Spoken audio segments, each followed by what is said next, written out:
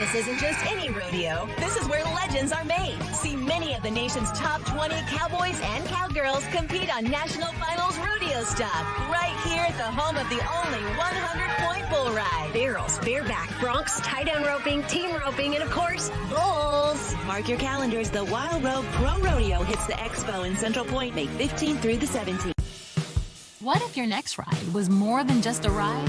What if it was an epic adventure filled with unforgettable memories? At Panoramic Moto Tours, we take you beyond the ordinary, offering curated routes, privately guided with all the details handled.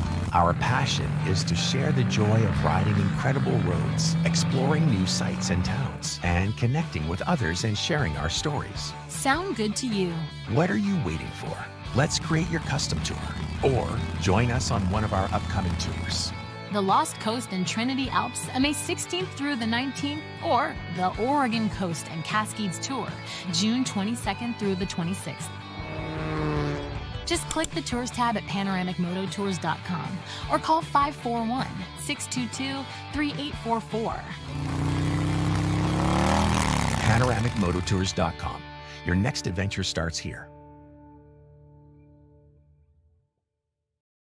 71.5 Golf Challenge arrives Saturday, May 17th, with a 4-person scramble, morning and afternoon shotguns, and a 6:30 award social. Register your team to win by April 1st for our early bird special. Score the team player pack for just $20 instead of $100 with code Early Birdie. Become a sponsor and help thousands of kids across Southern Oregon. Visit 715.org or call 541-779-3275 today. Remember, at the 71.5 Golf Challenge, your drive changes lives. What happens when people hear an audio Bible in their own language for the very first time? I still remember an old man in the village. We just finished the Bible, we have it in audio. It's the story of Jesus Christ, the Son of God. Would you like to listen? And the old man, 94 years old, said, I have never heard of Jesus Christ, the Son of God. That day he did, that day he accepted Christ. Join me for the John Ankerberg Show weekdays at 4 o'clock right here on the Dove TV. It'll be encouraging and informative.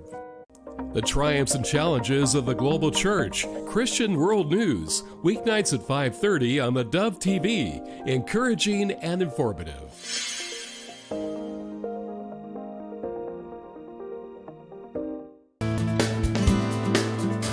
Well, good morning, good morning, good morning. Happy Thursday, better known as Friday Eve. Welcome to Mornings on the Dove. It is the Jerry Building Hour, and I am his referee. Oh, golly, I'm here to call the balls and the strikes. This could be a contact sport. It could be. But you know what? I'm going to walk you, bud. Okay, thank you. No, you can't even do that. Put me on. Yeah. Roll me down the first baseline. Oh, thank you. You know what? I have to say this. Right. I've been watching some baseball things kind of pop up, you know, when you're surfing around stuff. Yeah, yeah.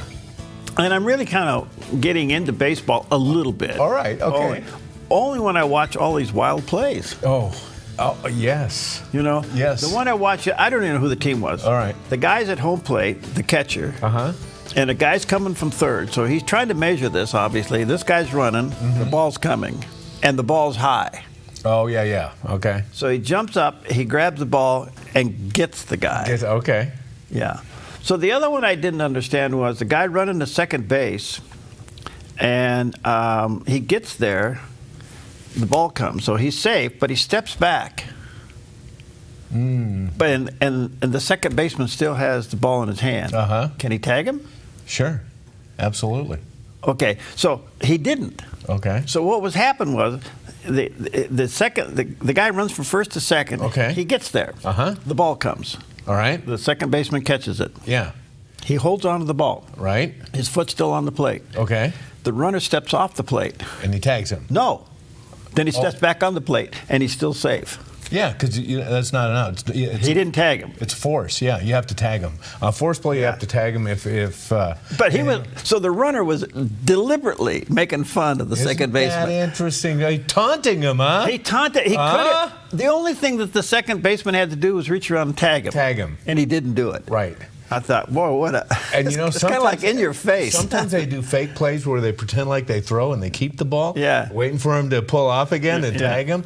I saw another one the other day. You may have missed this one, and it's a good one to miss. I wish I missed it. In the 9th inning 2 days ago in the New York Yankees game, Oswaldo Cabrera on third base, coming home on a drive, shattered his ankle. They had to bring an ambulance on the field. Ooh. They covered up his leg so nobody could see the angle at which it was at. And what he did was he went over home plate and he crawled back to home plate to touch it to make sure that the run scored, and then he collapsed in the dirt. And I watched him, I thought, that's me, except he's laying in the dirt. I was laying in the snow. I couldn't watch it. I couldn't watch the replay. Well, you know why. You just had... I felt it. I actually felt it.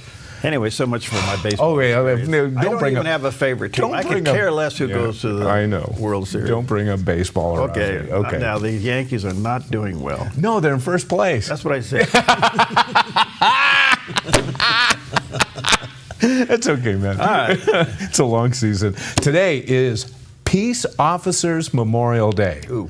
Yes, we pay tribute to local, state, federal law enforcement officers who have made the ultimate sacrifice or have been injured in the line of duty, and all who serve, our hats off to you. Yes, amen. It also bring flowers to someone day. It plays a significant role in kindness. Really? All the florists said, amen. Yes. And nurseries. Yeah. Oh, that's beautiful. So let me give you a little hint. All right. Buy a live flower. Buy a live flower. Okay. Tell me about it. Why? It's on giving. Yeah. Yeah. Okay. Yeah. Buy something in a pot. Buy something. I like it. I'm sure out at Four Seasons they have something that we could. Well, yeah. I mean, he's got those hanging. By the way, have you seen him hanging around? He's delivering them. Is he? Yeah. I come down Pine Street the other morning, and there they are, hanging there for the season. They're already lined up on the streets of Shady Cove. Mm-hmm. Yeah, they're all out. That's all Tim the Timinator out there at Four Seasons. It's what I usually do for Mother's Day, and I passed this year because I also water them, and this year I can't. So anyway, moving on. But you bought her a zero-turn mower. Come on, man. You went up by 50 notches. You should see her drive that thing, man. It's like I'm sitting there going, no. She's good. She got it. All right. It is. Here's a day that we've never even mentioned before, and this is interesting. It's National Nylon Stocking Day. Did you know there are people out there who've never heard that term? Nylon stocking. Oh, well, okay. The chemical company DuPont introduced nylons in 1939 when they invented nylon. And that began a high demand for stockings in the United States, and they were selling up to 4 million pairs per day. Wow. Yes. And then on February 11th, 1942, America entered World War II. After America entered World War II, DuPont ceased production of nylon stockings and switched its focus to the manufacture of parachutes, airplane cords, and ropes. And this created a mass shortage and a black market. At the end of World War II, DuPont resumed production of stockings but couldn't meet the demand, leading to the nylon riots in American stores. Really? Have you ever heard of nylon riots in American stores? No. I haven't either. Okay. So anyway. Well, they still make them. Well, yeah. Except, everything's poly now. Okay, but yeah, I'm really dumb here, and I shouldn't be. No, you're not. Isn't there another term besides nylon? Hose. Yes, absolutely. I think. Right. Now, I have a little pet peeve about that. No, go ahead. I love it. All right, what is it? Those little ones that only go up to about below the knee. Yeah, knee highs. Right. Yeah, they gross me out. You know that. That's as far as I'll go with that. And most of the women around here know that. You want to know something? I'm going to reveal something. What? I had a pair of race ski boots that were so tight, and that's the thing about racing boots. Oh, okay. I know where that's the only sock I could wear inside of it was knee-high nylons. And it kept your foot warm. Yeah, it was. You know what? I wore those things for years. Pam laughed at me. But anyway, have a chocolate chip because it's National Chocolate Chip Day. Oh. It obviously, a piece of chocolate makes a big impact on any recipe that you add it to. Mm-hmm. And it first happened in the late 30s, 1937. 1957, Ruth Graves Wakefield of Whitman, Massachusetts, was curious about what a little chocolate would do to her cookies. While working at the Toll House Inn, she added cut-up chunks of semi-sweet Nestle chocolate to a bar and to a cookie. There you go. The cookies were a huge success, and in 1939, she signed an agreement with Nestle to add her recipe to the chocolate bar's packaging. In exchange for the recipe, she received a lifetime supply of chocolate, and the Nestle brand Toll House cookies were named for the inn. I never could figure out what's a Toll House cookie. That's the origin. There you go. So, okay, yes. The answer is yes out there. If you're listening, we're trolling. Right, yeah. And let me ask you one last thing. Our fun fact today. Which nostril are you breathing out of right now? Did you? No, you're not. Did you know you typically only breathe out of one nostril at a time? No. Every few hours, you have an active nostril, and it will take a break, and the other side will take over until they ultimately switch back again. It's called the nasal cycle. The first phase is the congestion cycle, and during this phase, the blood vessels in your tissue expand, causing the nasal passages to narrow. Wow. And the other side opens. Really? Yes. Yeah. And how come when I blow my nose, it comes out both sides? Well, it comes out a little more out of one side than the other. Now you got to remember that it's going in through phases, so you're going to have a time where they have both about an equal opening. So there's a because they're swinging on. Yeah, they're swinging on and off. Okay. Yeah, it's interesting. So anyway, enjoy your nasal cycle. Well, whatever side you're breathing on right now. Let's just have a celebration on that one. Okay, well, talking about nasal flappers, here he is himself. With a series of weak disturbances impacting the top of our region, bringing periods of light rain and cooler temperatures, today in northern Oregon and southern Washington, cloudy with a slight chance of showers and highs in the low 60s for Vancouver, Portland, Wilsonville, and McMinnville. Moving down the Willamette Valley, mostly cloudy with daytime high temperatures in the low to mid-60s for Salem, Albany, Corvallis, and Eugene, with a northwest wind around 5 miles per hour this afternoon. In central Oregon, partly sunny with a high near 63 in Prineville and near 62 in Bend. Increasing clouds in Sun River with a high near 60. Over in Boise, Idaho, sunny with a high near 67 and low tonight in the upper 40s. Along the Oregon coast, partly sunny with a slight chance of showers and a high near 60 in Coos Bay. Partly sunny and breezy with daytime highs in the mid to upper 50s for Port Orford, Brookings, and Crescent City, California. In southern Oregon, increasing clouds in the Rogue Valley with daytime high temperatures in the low 70s for Grants Pass and Medford and mid 60s in Ashland. Increasing clouds in the Klamath Basin with highs in the upper 60s. Into northern California, increasing clouds with a high near 70 in Wairika and mid-80s in Redding and Chico, but sunny skies in Sacramento with a high near 85 and a light west wind this afternoon. In the Bay Area, sunny skies with daytime highs in the mid to upper 70s for Santa Rosa and Napa. Sunny in San Francisco with a high near 68 and a west wind gusting up to 22 miles per hour. And today in San Jose, patchy fog, then sunny and 81. It's a look at your Thursday weather on the Dove. All right, there's a picture of the beautiful sunrise over the Rogue Valley. That's at the top of the east side of the valley, better known as Roxanne, and the sun, you just watch it come up. There it is. It's just getting brighter and brighter as we look at it.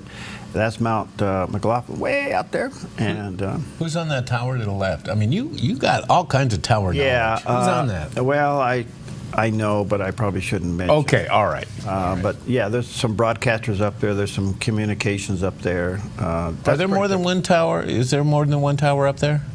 Or is it just one communications tower?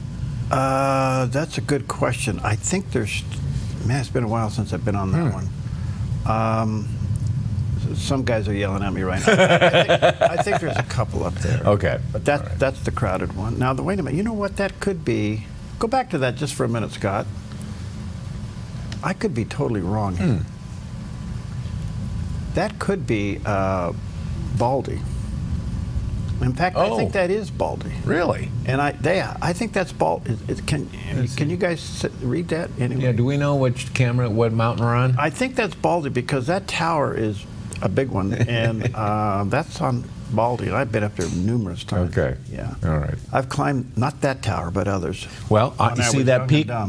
Well, speaking of young and dumb, see that peak in the way back there in the distance? I've climbed that a couple times. Mount McLaughlin. You have? Yeah. Oh, good for you. Absolutely. I've never done that. Yeah, it is stunning up there. Yeah, it is amazing. All right, so much for all that. All right, moving on. It's time for some encouragement with Pastor Greg Laurie. But they're able to overcome the devil. How do they do it?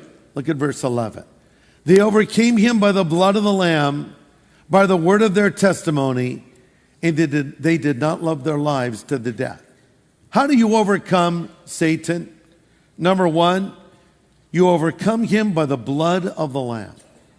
So the next time the devil comes to you and says, you're not worthy to approach God, you know what I advise? Agree. You know, you're right. I'm not worthy to approach God.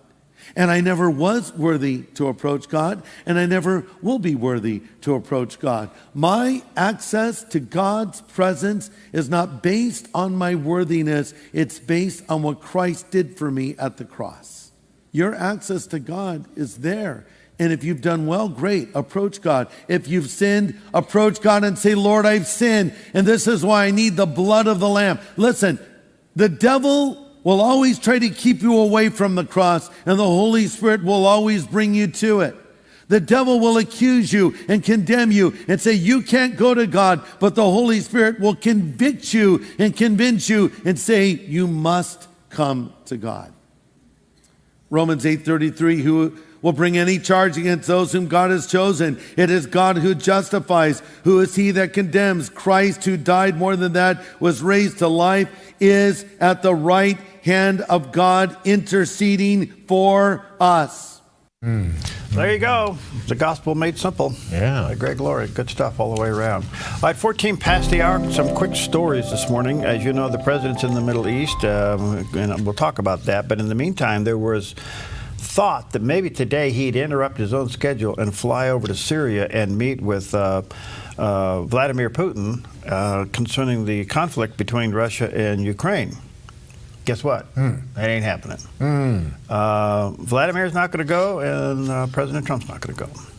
So they decided not to meet there, and part of it was that Putin said Sunday, proposed direct negotiations with Ukraine there, but he said without any preconditions.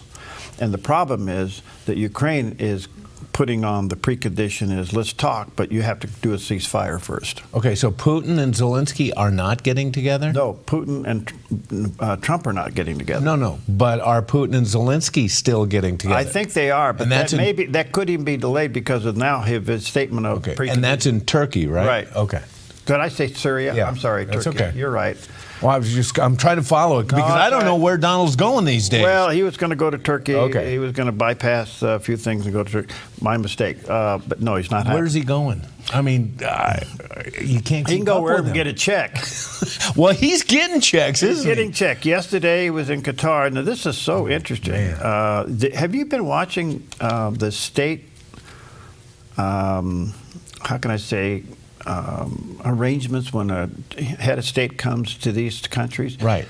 Saudi Arabia was the purple carpet. There it is. Yes, okay. yes. Yesterday in Qatar. Look at Donald's tie. Sorry to interrupt you. It matches. Yeah, so this is all. It's amazing. Yeah, yes. It so yesterday it was Qatar and it was all red carpet. Okay. Oh, okay. So he goes to Qatar yesterday and he walks out with a $1.2 trillion economic exchange. Now, guess what? In this exchange, Boeing, our own company here in our own backyard, which has been struggling with all kinds of issues, out of this deal walks out with an order for 210 Boeing 787 Dreamliners. Wow. This is a little bit of a picture of the Wow. I have not flown on one of these. I can't wait till I have the opportunity to do so. This is a carbon fiber luxury liner, wide body, fast, efficient, economical, quiet. Beautiful. It's absolutely beautiful. This should be the new Air Force One, but I think they want 4 engines, but this should be the Air Force. And they like that little upstairs thing, you know. Sure, yeah. But anyway, Boeing came out of this deal with a 210 order for the Boeing 787 Dreamliner. Okay, who's getting the commission on that? Well, you kind of wonder if the Donald's getting a little kickback. Oh, man. You know what I think he does? What? And I'm just being seditious here, I guess. I shouldn't do that. Okay. He's going to go back and he's going to call Boeing. He said, all right, I just got you the biggest order of your company's history. Get my Air Force Ones done by the end of the week. Wow, that's some leverage. Yes. Yeah. Yes. Quit fooling around. Wow. Get them out. I don't care. Put crews on there 24/7. Right. I want it to fly in these planes by the end of the year. Exactly. Yes. Yeah. Anyway. All right. Well, yesterday, as you know, we are discovering we have a serious problem, speaking of air and air travel. Air traffic control systems in the United States are in disarray and very antiquated. We're dealing with equipment that's 40-plus years old. We have a shortage of tower operators and air traffic controllers. And Secretary Duffy, is uncovering the mess. And yesterday, he was before Congress on one of these joint sessions, and he uncovered $9.5 billion in 100 days in savings just by cutting DEI programs. Okay? So he's before the committee, and he's getting drilled by the Democrats, okay? But here's how he explained it. I'm talking about something very specific in regard to DOT. Okay, I'm not talking about the broader political conversation. So there are requirements in the last administration, like a racial equity impact analysis has been completed for the project, or the recipient or a project partner has adopted an equity and inclusion program plan, or has otherwise instituted equity-focused policies related to project procurement, material sourcing, construction, inspection, hiring, or other activities. And so what I see with the climate and the social justice requirements in the projects that you so dearly want built, that it's adding costs on. It's costing more money. And if we take out 5 to 10% on climate or social justice, that's money we don't have for additional projects. And that's my concern. And then the final point is the Supreme Court in the Harvard decision said we are not going to divide people and make decisions based on race or sex. We're going to make it based on the people and in Harvard, the quality of their applications to the school. And so here, these were specific instances where the costs were going up. And I don't know that this was adding to the safety or the quality of the project. All right, so they're coming after him because he's obviously complained about his predecessor doing nothing, and that this whole air traffic control system in the United States is in serious decline. And look, folks, this is big stuff. I mean, at any given time, there's over 1 million people in the air flying around. Yeah. There's airplanes going everywhere, and you got to get this under control. And this wasn't even on the radar screen, pardon the pun, of the previous administration. Yet everything should be on the radar screen. And the radar screens are antiquated, so they're trying to get this done. So he finds out that in the middle of this, DEI, more money was spent to meet DEI requirements than actually functioning the agency and getting the job done. Okay? Now, as you know, we are still involved in DEI pushback. And DEI, in my opinion, is the cancer to capitalism. DEI has become the cancer of business. And if you don't get rid of this stuff, why are we spending more time about equity and inclusion and sexual preferences than we are actually running the business? This is crazy. And it became the cancer that the left has put into our society and into the fabric of business and into the fabric of our culture, and it needs to be eradicated. So what he's pointing out here, the money and the time crippled the agency. Absolutely. It's amazing. It's just crazy. And you know what? We just keep finding out more and more about it. We all knew that this DEI garbage was going on. I don't think we realized how much it was costing us. Well, you know what they did, so typical in government, is you have an agency, then you pass a policy in Congress, so that agency comes back and creates a department to manage that policy. And you grow the agency into oblivion, and the cost of that agency never gets the job done. Anyway, these are bureaucrats that have made their life like this. But anyway, hang in there, Duffy. We need you to get this job done. This is serious stuff because airways is still the big trouble out there. All right, so much for all that as we look for chocolate chips.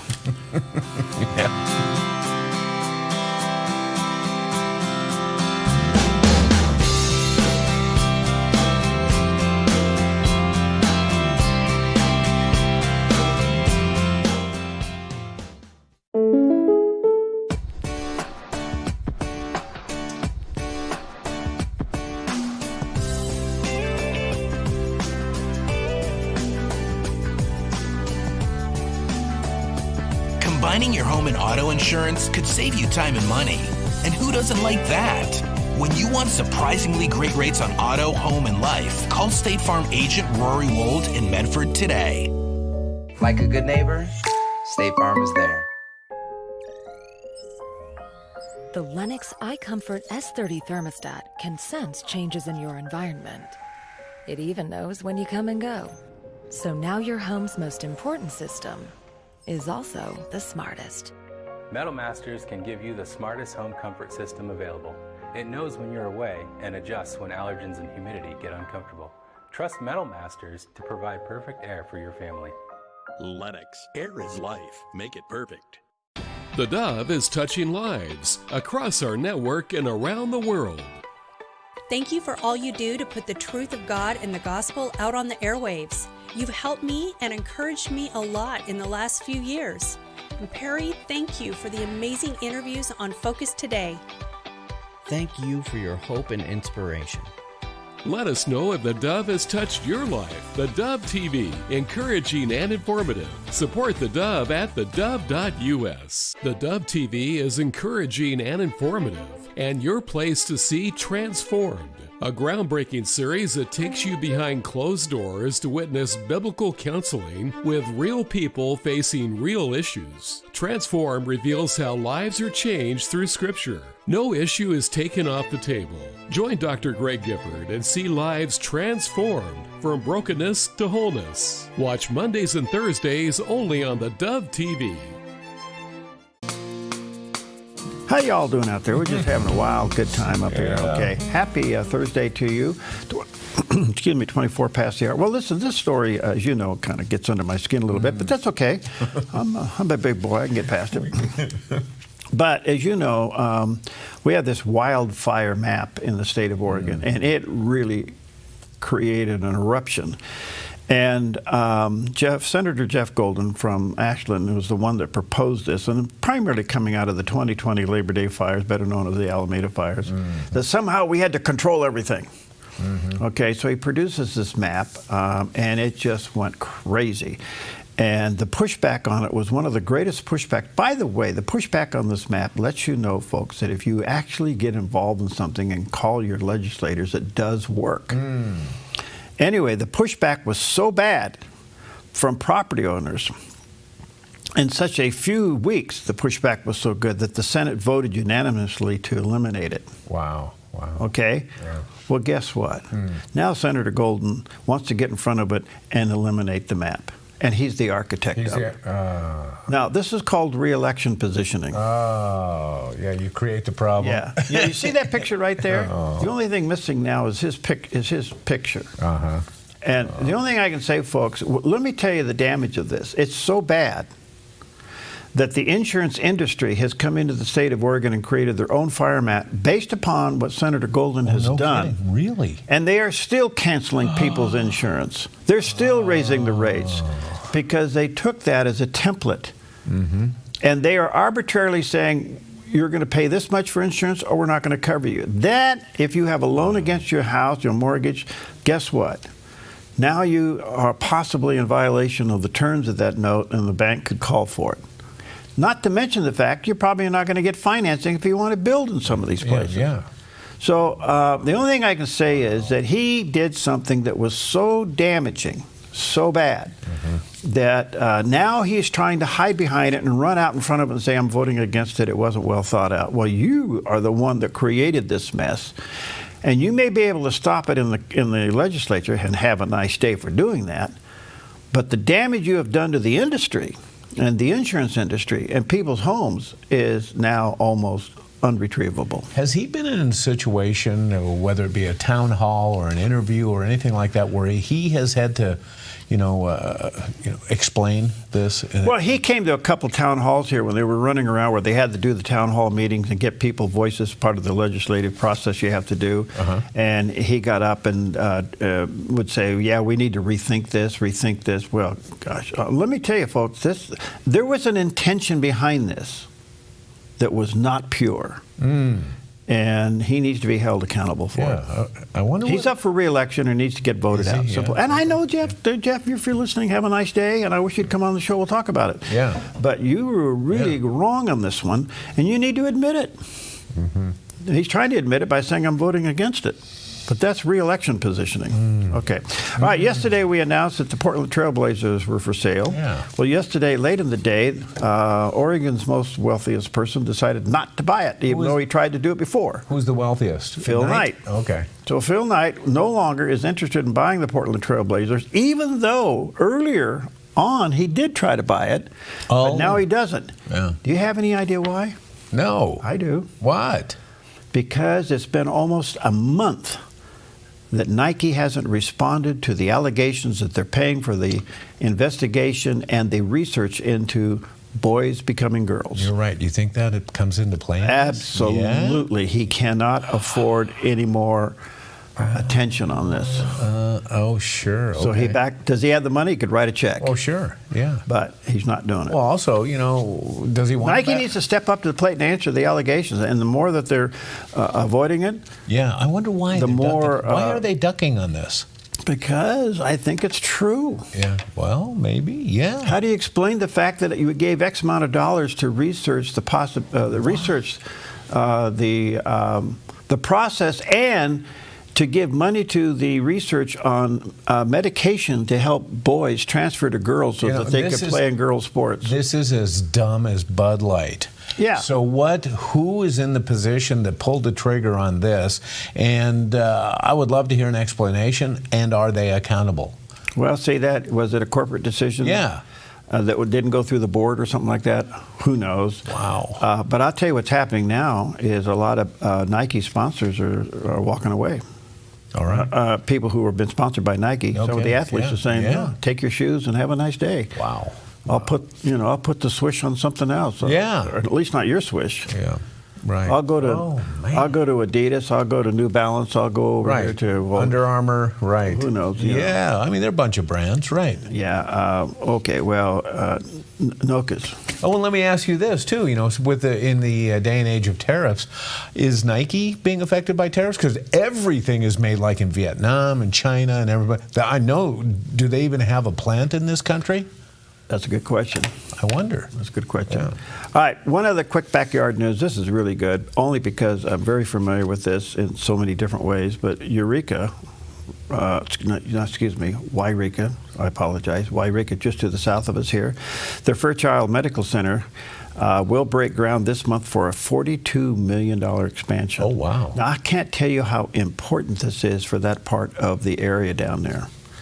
Wairika is kind of the center for all those little towns around there and rural areas.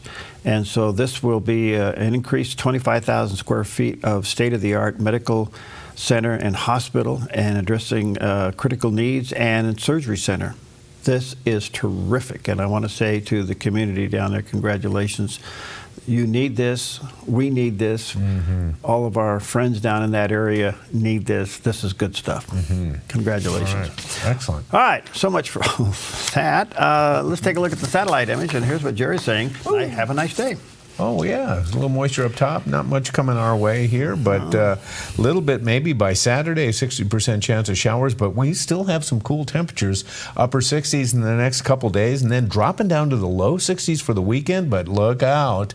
Next week, hot. We're going to see warmer temperatures and sunshine. We're going to move, I would think pleasant. We're looking at low to mid 70s next week. So looking good. Get ready to start mowing and pruning and whatever else you got to do out there. Well, it's interesting watching the travels of our president and former Trump Deputy National Security Advisor K.T. McFarland discusses President Donald Trump's Middle East peace mission with Fox Business's Stuart Varney. The chessboard is moving very quickly, and the chess pieces are moving all around, and the prime mover of this is Donald Trump. At the first week of his first term, we sat around the White House Situation Room table, just like I'm sitting next to you, and we said, what should we do about Saudi Arabia? They were having a succession crisis. Do we back the old guys, the young guys? So I made the point of, well, we've always worked with the old guys. They're very conservative. They're close to the mullahs. And Trump said, no, we are going to back the new guys. They're untested. And this was Mohammed bin Salman. We're going to back the young guy because they've all been the young generation has been educated in the West. They're comfortable with women's rights. They're comfortable with open societies. They realize they have to diversify their economies away from oil. That's the direction we're going. So as a result of that, Mohammed bin Salman really owes his career to Donald Trump. So when you see this love fest, this is a father-son thing. I mean, because of Trump, they were able to do what they said they were going to do. Because of the Saudis, they did what they said they promised to do. It's extraordinary what they've accomplished. Wow. So there's a side of the story that we wouldn't know. Yes. Isn't that something? Yeah, you could see it was a love fest. Oh, God. Like, oh, man. Yeah. Well, he called him Mohammed for quite a while, and then he ended up calling him Johnny. What was it, Johnny? Was it Johnny? What's that all about? I don't know. It's like Johnny. And I thought, what? Did you have your names mixed up? Is Johnny the American name to Mohammed? I don't know. That was just the most unusual thing. I saw that and I go, did he just make a mistake? And but Johnny was receiving it. I know, he was smiling and he was like, yeah, this is a good thing. I don't know. It's interesting. It really is fun to watch. A whole new day. Boy, what she just said makes total sense. You have to think this stuff through. Yeah. Okay. All right, we're going to take a sidebar and look for some Toll House cookies with a lot of chocolate chip cookies. Chocolate chip.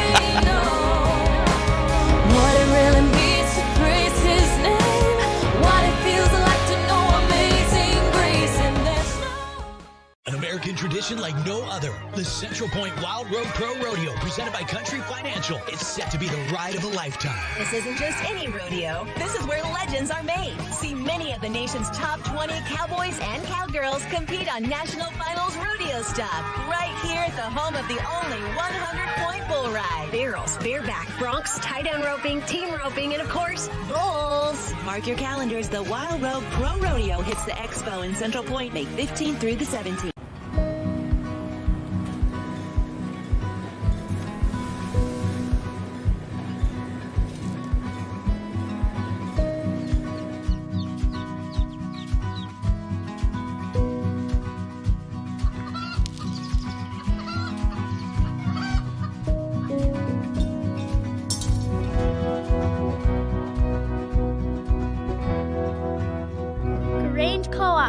Big ideas grow.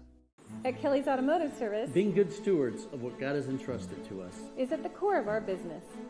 We believe what we do matters. Every interaction, every transaction is another opportunity to bring Christ's values into the marketplace. If you're a technician who wants to be part of something bigger, or just looking for a new shop to bring your vehicle, we would love to meet you. We're Kelly's Automotive Service, where we service your vehicle, but take care of you. Hey, it's your old car here. Remember me? Remember us? You barely even turn me on anymore. It's clear you don't need me, but that's perfectly fine, my friend, because you can choose to give this old car new purpose and donate. There are incredible nonprofits out there that accept cars just like me. So call or donate online. Donating a vehicle is easy, the pickup is free, and your gift is tax deductible.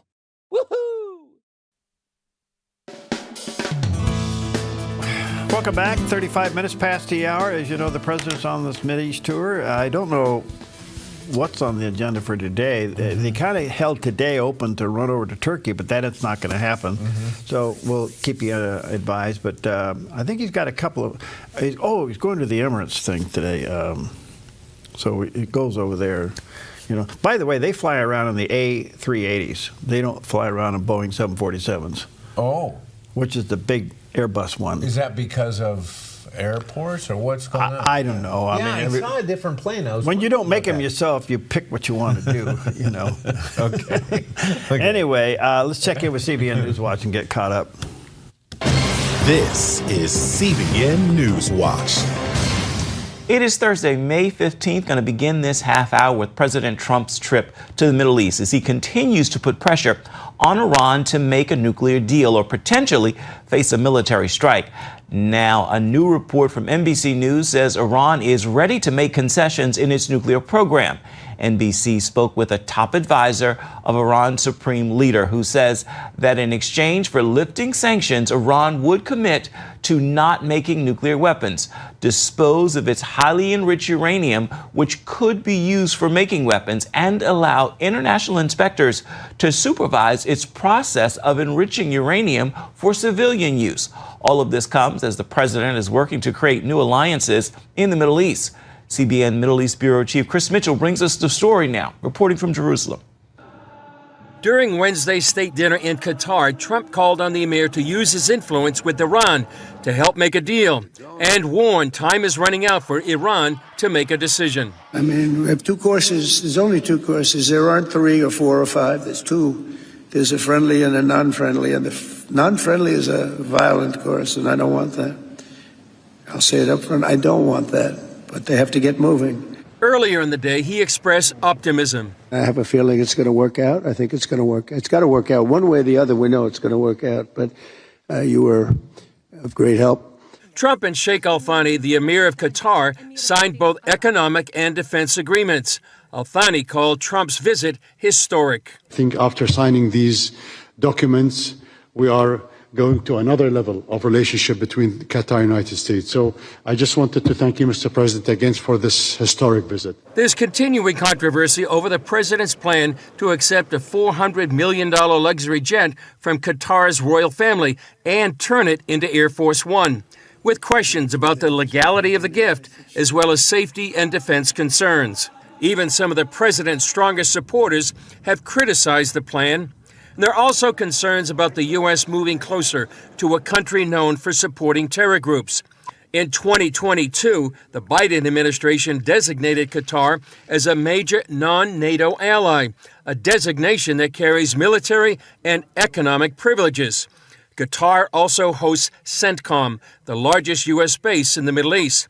But Yigal Karmon, founder of Memory.org, says Qatar also hosted Hamas leaders for years, sponsors Islamist terror, and helped build up Hamas. Qatar gave them billions of dollars over the years. They became a tiny empire, military empire.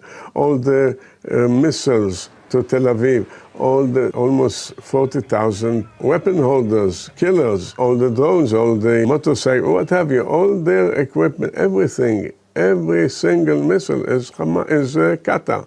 So Qatar is Hamas, Hamas is Qatar. They go together.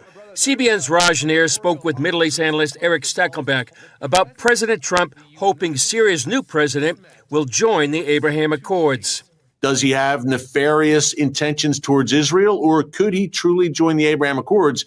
In my experience, Raj, covering this for a long time, being on the ground in the region and even interviewing terrorists and former terrorists, the jihadi leopard usually doesn't change its spots. Let's hope that it's different in Syria. President Trump taking a big chance here, but he's doing it at the behest of those Gulf leaders, the Saudis, the Qataris, the UAE. They wanted Syria to join the community of nations. Trump told reporters on Air Force One that despite the fact he's not traveling to Israel, he's not sidelining the Jewish state. This is good for Israel. Having a relationship like I have with these countries, Middle Eastern countries, essentially all of them. I think it's very good for us. President Trump ends his Middle East trip to the UAE today. Lots more to discuss, so Chris Mitchell joins us now from Jerusalem. So, Chris, Iran is reportedly willing to limit uranium enrichment and never make nuclear weapons in exchange for the United States lifting economic sanctions and allowing international inspections. Will the U.S. or Israel accept the deal that allows any uranium enrichment by Iran? It seems doubtful, Ephraim. I think the reason is that if they have ability to enrich uranium, they could also go from civilian levels to military levels They do say they will allow full international inspections. They have said they would do that before, but that hasn't happened. Right now, there's no kind of the international inspections that the IAEA would prefer. The U.S. has really taken a strong stand about allowing Iran to continue uranium enrichment. Steve Witkoff had said, the U.S. envoy, he emphasized that any agreement must include the complete elimination of Iran's enrichment activities and the dismantling of its nuclear infrastructure.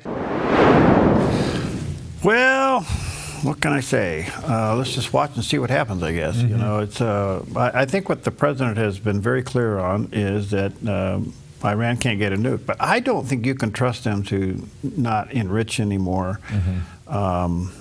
There's a lot of pressure going on behind the scenes. It appears to me, and I'm not, you know, you and I are just a couple of guys yakking, that he's doing everything he can on this Eastern tour to show diplomacy.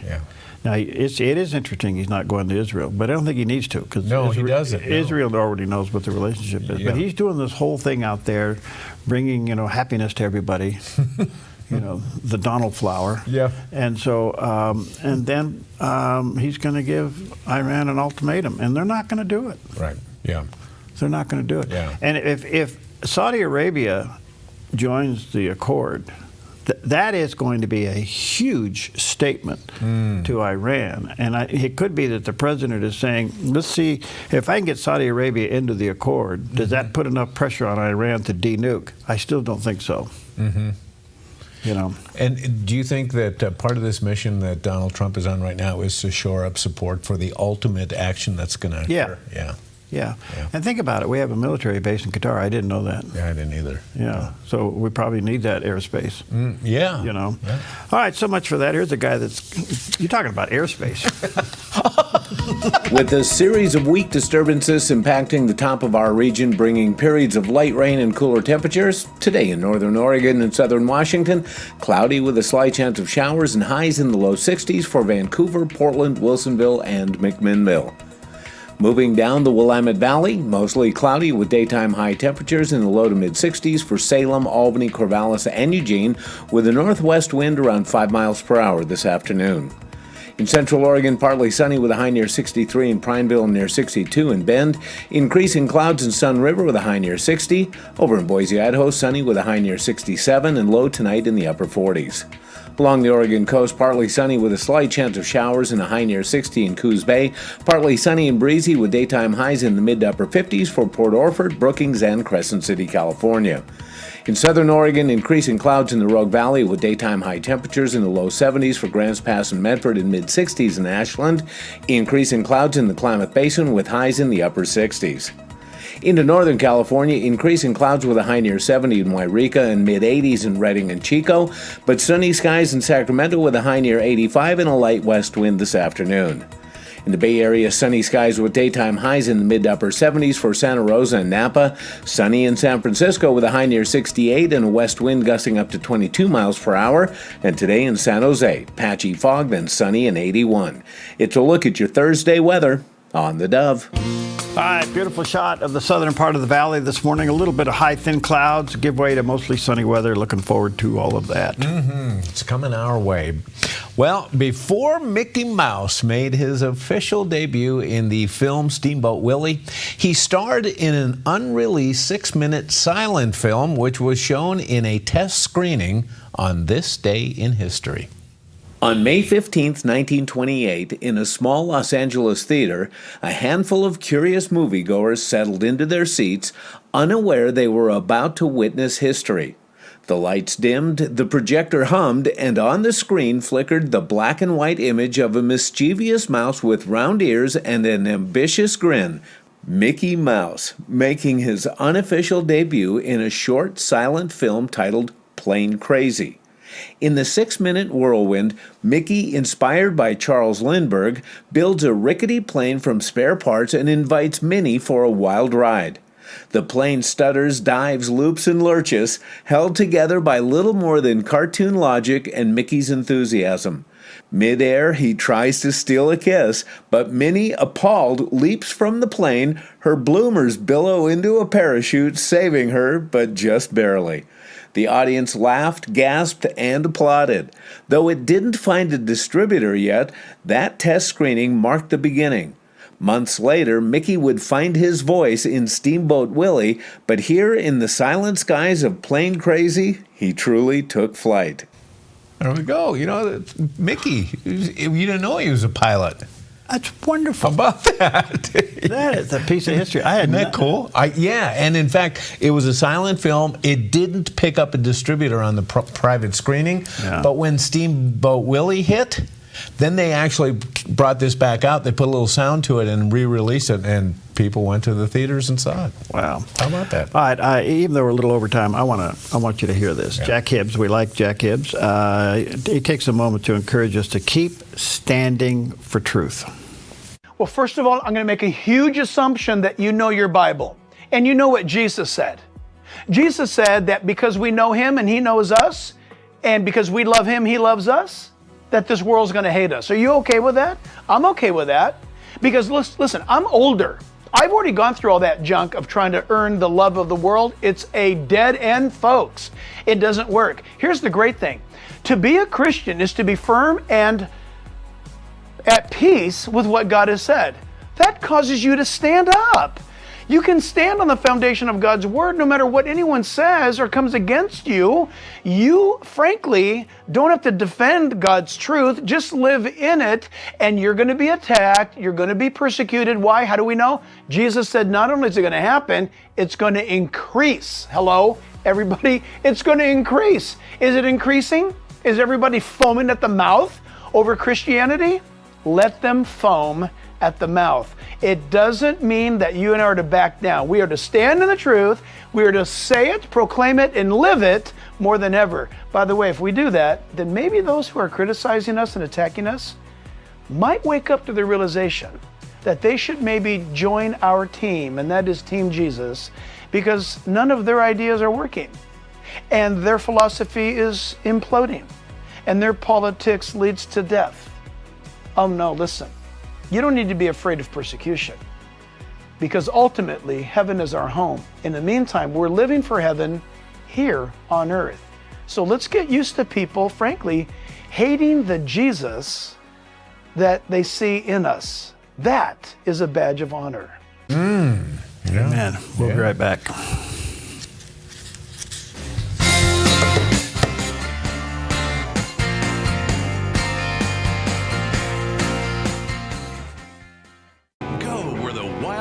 Deep. At Hellgate Jetboat Excursions, you feel the power of the mighty Rogue River as you take in the sights and sounds of nature, journey through Hellgate Canyon, and adventure through the breathtaking wilderness. Enjoy brunch or dinner on the open-air deck of the exclusive Hellgate River Lodge, and end your adventure with our exciting jetboat spins. It's a memory in the making with family and friends. Book your adventure at Hellgate.com. Hellgate Jetboat Excursions, where adventure runs wild.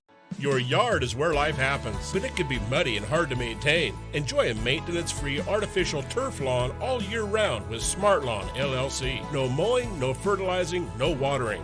Our synthetic grass is beautiful and resilient. It's certified to be lead-free, and there's no need for pesticides. Safe for your children and pets. Smart Lawn LLC has all your artificial turf and putting green areas covered beautifully. 541-941-3538. Disasters happen, and Oregon faces a range of disaster threats, including earthquakes, floods, and storms. You can prepare now by taking 3 important steps. Create a home inventory, make copies of important financial records, and contact your insurance company to make sure you have the right amounts and types of home insurance coverage. Be disaster ready by being insurance ready. Visit dfr.oregon.gov/prepare now to learn how.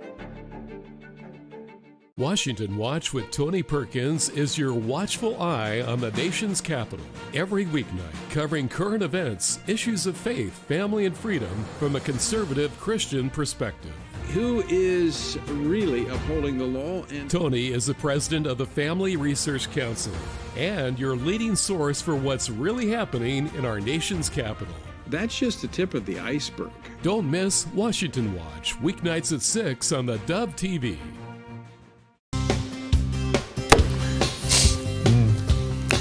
All right, back at it here, 9 minutes before the top of the hour. Recently, Pastor Greg Laurie, we just had him on, great guy, one of the great communicators of our day. He spoke with Speaker of the House, Mike Johnson. Wow, talking about bridge building skills, and here's what they had to say. So people say that, and they ask about this all the time. How are we able to do this? Yes. First of all, it's an answer. It's a lot of prayer and patience. Yeah. We have prayer intercessors. Some of whom that pray for us every day of the week. I mean, I'm talking about hundreds of people who are dedicated to this cause of this Congress to pray us through. I love that. I didn't know that. Yeah, and I send out prayer requests on Saturdays, and they distribute those. I mean, I'm talking about nationwide. It's a powerful thing. And so we have those praying for us all the time. But what I'm trying to do here, the magic of this, is really not magic, right? Yeah. I am practicing the New Testament prescriptions on how to handle conflict. Wow. I mean, the Bible's full of, advice and admonitions on how we're supposed to handle this. Yes. We're supposed to love our enemies. We're certainly supposed to love people inside the building who are our colleagues, right? Yeah. And I think of it that way. We bless those who persecute us. Yes. It turns out if you actually do that, you can be in the ministry of reconciliation, as it says in 1 Corinthians, because you allow for the window of coming together again. Instead of, in politics, when somebody does something to you that's negative, the inclination and the normal way is that you fire back at them. Well, I don't fire back. I don't have the luxury of doing that, you know? And so I'm always have this sort of conciliatory posture. And that's really important and very valuable. Soft answer turns away wrath. Absolutely. Yeah. We could go through them all, right? Yeah. But the man or woman of God, if you're truly following and you believe in that and you know that those principles are as sure as gravity, it allows you to hold that steady when others are running around with their hair on fire. Yeah. And that turns out to be the secret here, because we're able to work with everybody. We make a joke around here. I'm not really mostly Speaker of the House. I'm mostly a mental health counselor. Really, because there's so much conflict and so much emotion and so much stress around here. And so what I do is I sit down like this with members all the time, multiple times every day, different members. I got 219 Republican colleagues and then all the Democrats on the other side. Yeah. And I sit down and I say, what's concerning you? Guys, I saw you're upset. Wow. You were saying, let's talk about that. How can we get to yes? Have I said something that offended you that you have a question about? Let's work it out. That's what God says to do, and it works. If we would just practice the biblical admonitions. That's so true. It's so true, but most people don't. Awesome. That's awesome. Well, what a thought, doing it the Bible way. Yeah. Blessed are those who sit down and join together, So anyway, good stuff all the way around. All right, I got some great guests coming up, John O'Connor and Dr. Gene Getz. By the way, we're going to do a special honor to Dr. Gene Getz a little later on. Outstanding. I can't wait. Well, here is a rescue story where the rescuer definitely went above and beyond. In the midst of dangerous flooding in Somerset County, Pennsylvania, one man's courageous actions turned a terrifying moment into a powerful story of heroism and hope. Ethan Todd is being recognized for his bravery after he rescued two women trapped in their vehicle as floodwaters surged around them. The dramatic rescue was captured on camera by his girlfriend, Lauren St. Clair, who posted the videos to Facebook.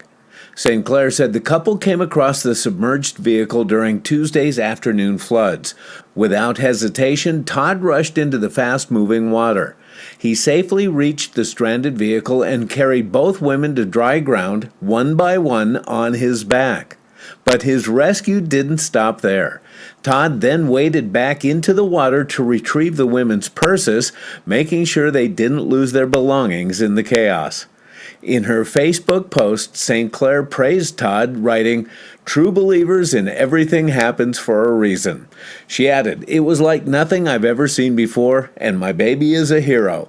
In a time when natural disasters often bring fear and uncertainty, Ethan Todd's selfless act serves as a reminder that everyday heroes are all around us, ready to step up when it matters most. Wow. That's pretty cool. Sir, thank you for rescuing us, but we forgot our purses. Could you go back and get my purse? And reach in the backseat, my makeup kit's there. It's the little blue bag down on the floor. Would you mind grabbing that for me? Well, he did it. And by the way, behind that, there's a bag that's got some shoes in it. Would you grab that bag of shoes for me? Now, let me ask you this. What happens to that car? Well, they dry it out and put it on a used car lot. Okay, all right. Okay. All right, take with you 1 John chapter 3, verse 1. See what kind of love the Father has given to us, that we should be called children of God. And so we are. The reason why? The world does not know us, and it's because they did not know him. Wow, good stuff all the way around. You are a child of God today. Rejoice in that. Claim that. Understand that. Believe that. Digest that. We'll be right back.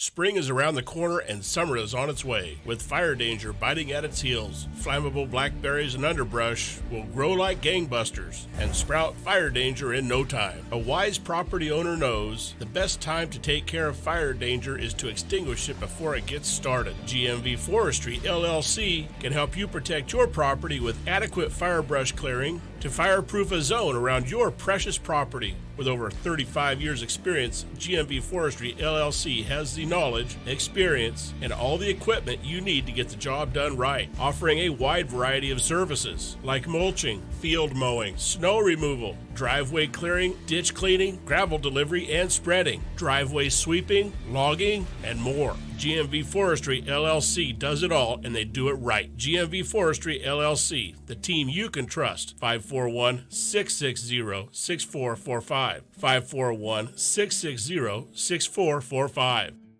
At Sweet Tea Express, we've got you covered. Order at the counter and our friendly service staff will do the rest. Burgers, salads, sandwiches, barbecue platters, sides, and more. Smoked, grilled, and served to perfection.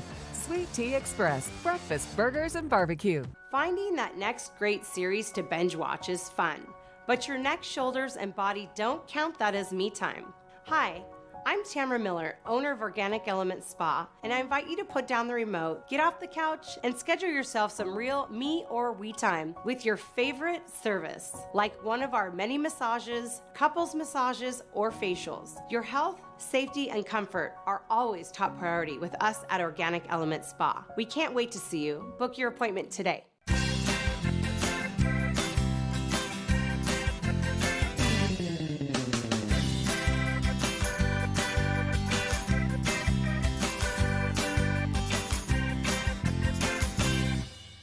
Hi, I'm the SOS Alarm guy, here to tell you about a great deal. SOS Alarm will not only beat any internet deal, but will install the system too. So burglars, beware. SOS Alarm for security and beyond. He said to me, we are in no way out of the woods yet. This is over 2 weeks since the initial surgery, and you're saying we're still in a life and death situation? When I came home, as I'm pulling in the driveway, I heard such a resounding in my spirit. Whose report are you gonna believe? Watch the 700 Club Thursday morning at 11 on the Dove TV. You're watching the Dove TV, encouraging and informative for Yuba City and Northern California. Seen on KYUB 15, KKPM 28, and these Dove TV affiliates.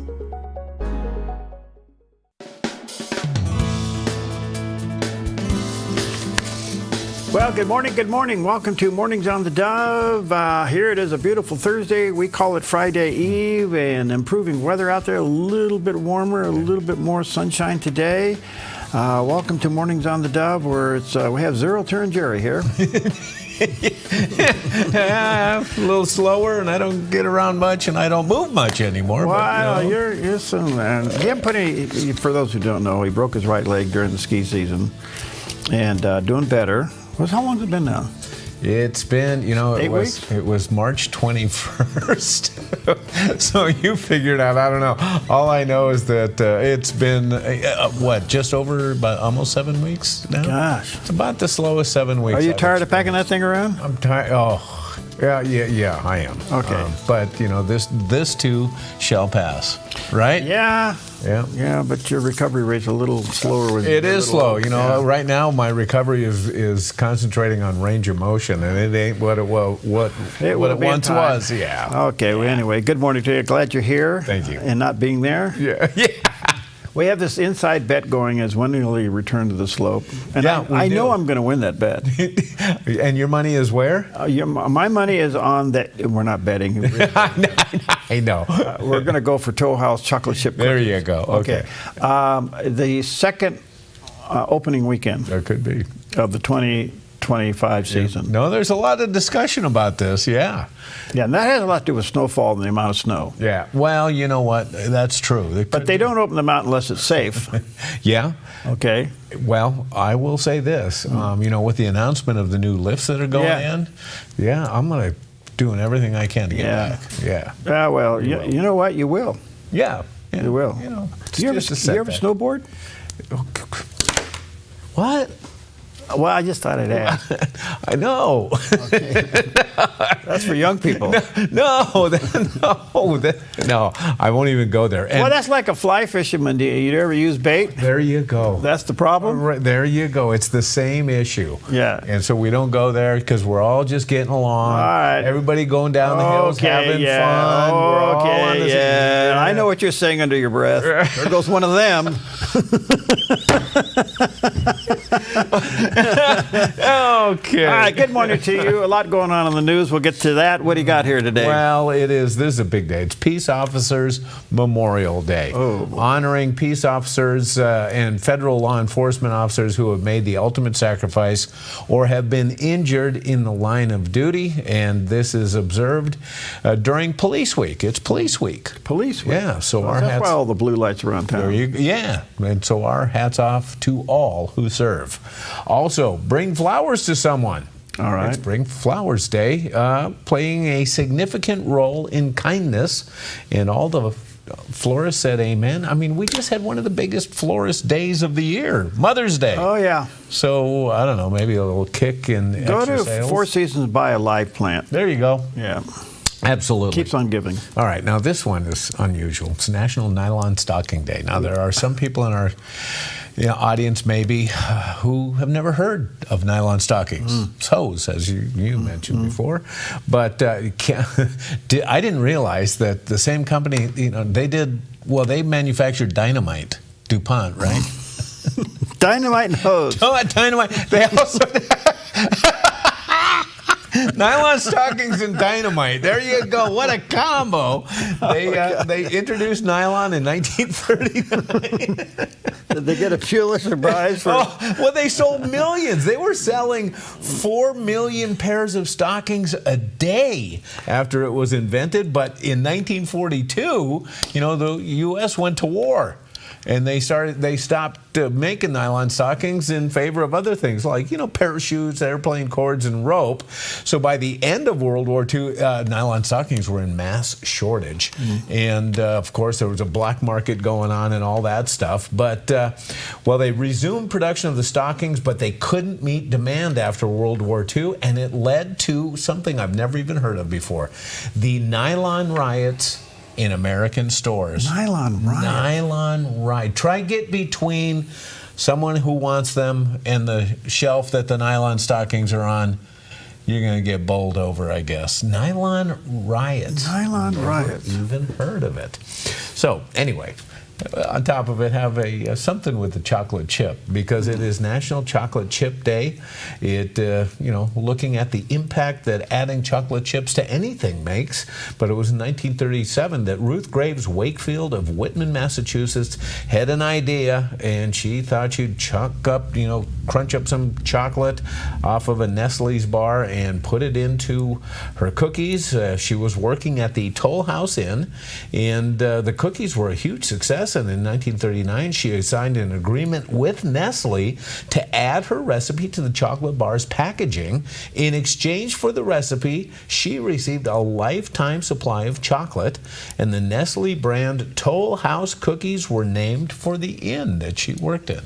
So there is the background of chocolate chip cookies. Boy, chocolate chip cookies are a recent innovation, aren't they? Yeah. Wow. Okay. Love it.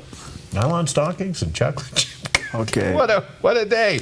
But let me ask you this. Yeah, trivia. Which side of the nose, the little fun facts. Which side of your nose, which nostril are you breathing out of right now? Well, I think I'm breathing out of both. You think you are. Maybe you're in between the cycle, but we typically only breathe out of one nostril at a time. Every few hours, an active nostril will take a break, and the other side will then take over until they ultimately switch back again, and this is called the nasal cycle. It consists of two main phases, the congestion phase and the decongestion phase. And basically it's about blood vessels expanding and contracting. One side opens up and the other side contracts a little bit, and then a few hours later it all reverses. So you probably have a time where when one is opening and the other is closing, that they're probably pretty equal, so you feel like you're breathing out of both. But I have noticed that before, that I was like, why is this one side closed? I'm not really breathing out of this side right now. And I'm thinking, okay, what's up with that? Why? But it's a real thing. It's called the nasal cycle. Now everybody's going, which side am I breathing on? Now, wait a minute. How did we go from Toll House chocolate chip cookies to nasal? And you know where it may affect you? What? If you sleep on your side. If you sleep on your side and you're on the side where your nasal, where it's open, and it's the down nostril, it puts pressure on that and it starts to close it, and now then your mouth opens. And don't you hate that when you wake up in the middle of the night, you've been breathing through your mouth, and it feels like the 6th Army's been marching through your mouth? Oh, yeah. Yeah. Oh boy, what a topic. So, have you ever gone to an ENT doctor? And ear, nose, and throat. Yeah, I have been. Yeah. Okay, well, he does the weather here, too. With a series of weak disturbances impacting the top of our region, bringing periods of light rain and cooler temperatures, today in northern Oregon and southern Washington, cloudy with a slight chance of showers and highs in the low 60s for Vancouver, Portland, Wilsonville, and McMinnville.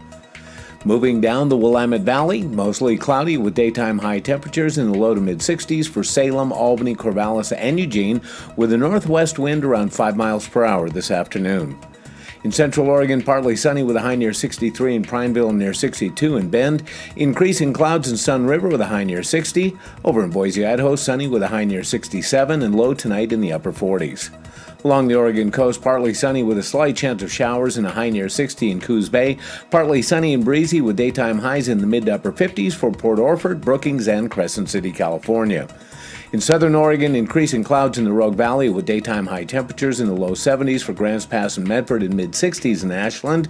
Increasing clouds in the Klamath Basin with highs in the upper 60s. Into northern California, increasing clouds with a high near 70 in Wairika and mid-80s in Redding and Chico, but sunny skies in Sacramento with a high near 85 and a light west wind this afternoon. In the Bay Area, sunny skies with daytime highs in the mid to upper 70s for Santa Rosa and Napa. Sunny in San Francisco with a high near 68 and a west wind gusting up to 22 miles per hour. And today in San Jose, patchy fog, then sunny and 81. It's a look at your Thursday weather on the Dove. Okay, beautiful shot of southern Oregon there. Little cloud layer here and there, but for the most part, it'll warm up and clear up.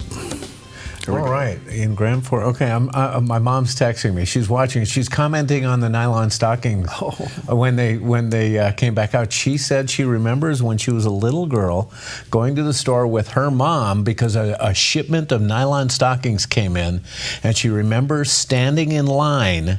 In a long line waiting for her mom to buy nylons. Really? How about that? Good morning, Mom. Thank you for that. Yeah. Time for a little bit of encouragement with Pastor Greg Laurie. It's not the bait that constitutes temptation, it's the bite. And it comes at the worst times, doesn't it? Maybe even when you're in church. You're just sitting there listening away, and all of a sudden, this ungodly, horrid thought is placed in front of you. And you're like, I can't believe this. Now look, it's not a sin to be tempted. I don't care what the thought was, because it just came randomly. You weren't even thinking about that topic, or it just came to you, boom, whoa, where did that come from? And the devil says, you're so twisted. What is your problem? Why would you think such a horrible thought?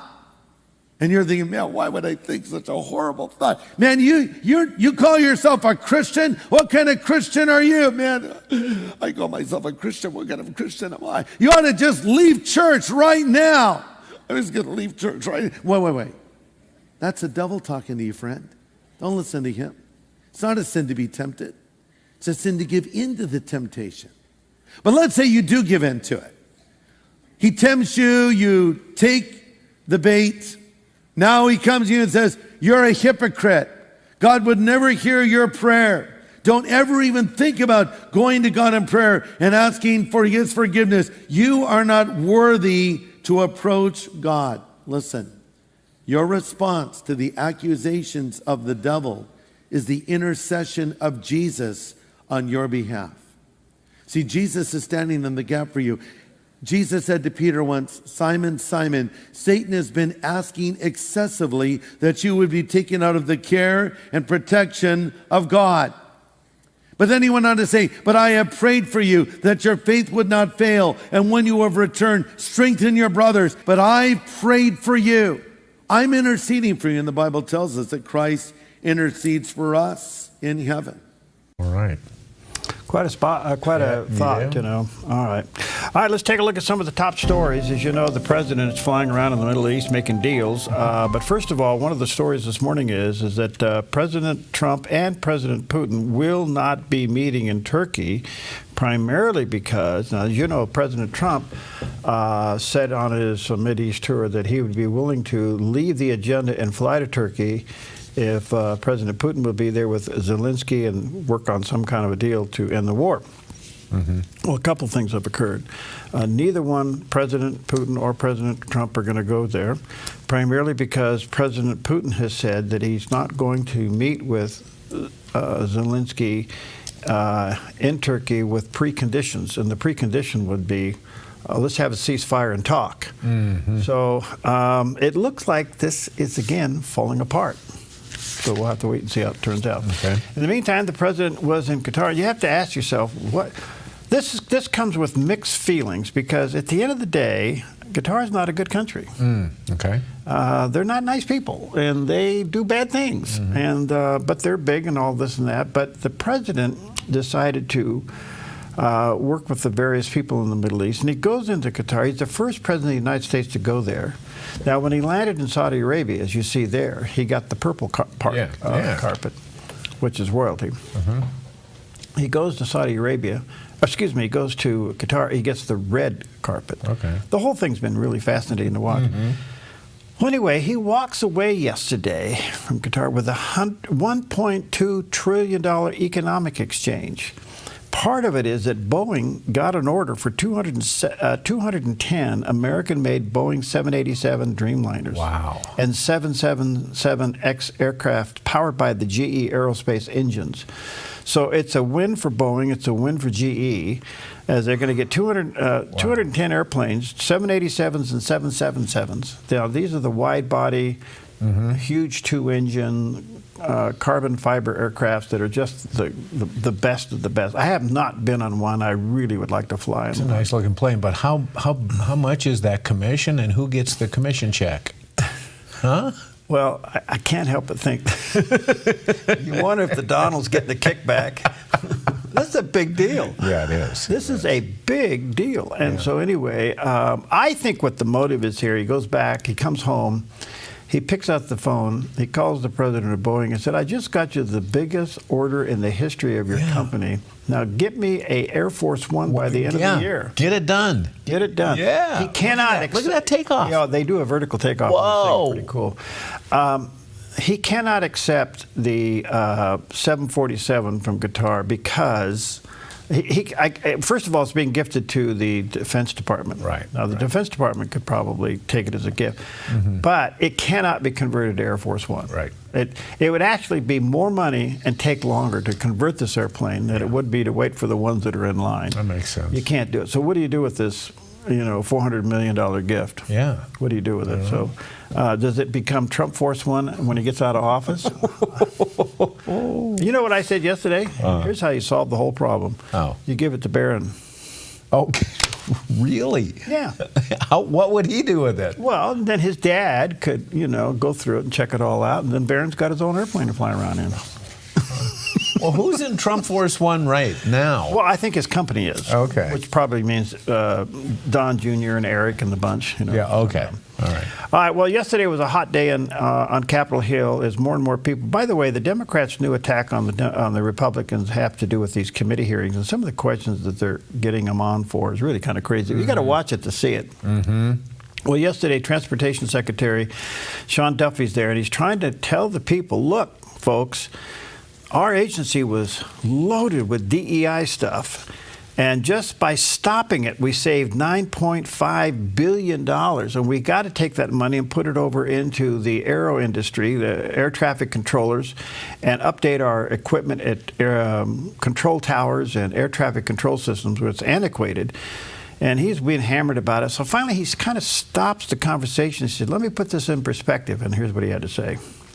I'm talking about something very specific in regard to DOT. Okay, I'm not talking about the broader political conversation.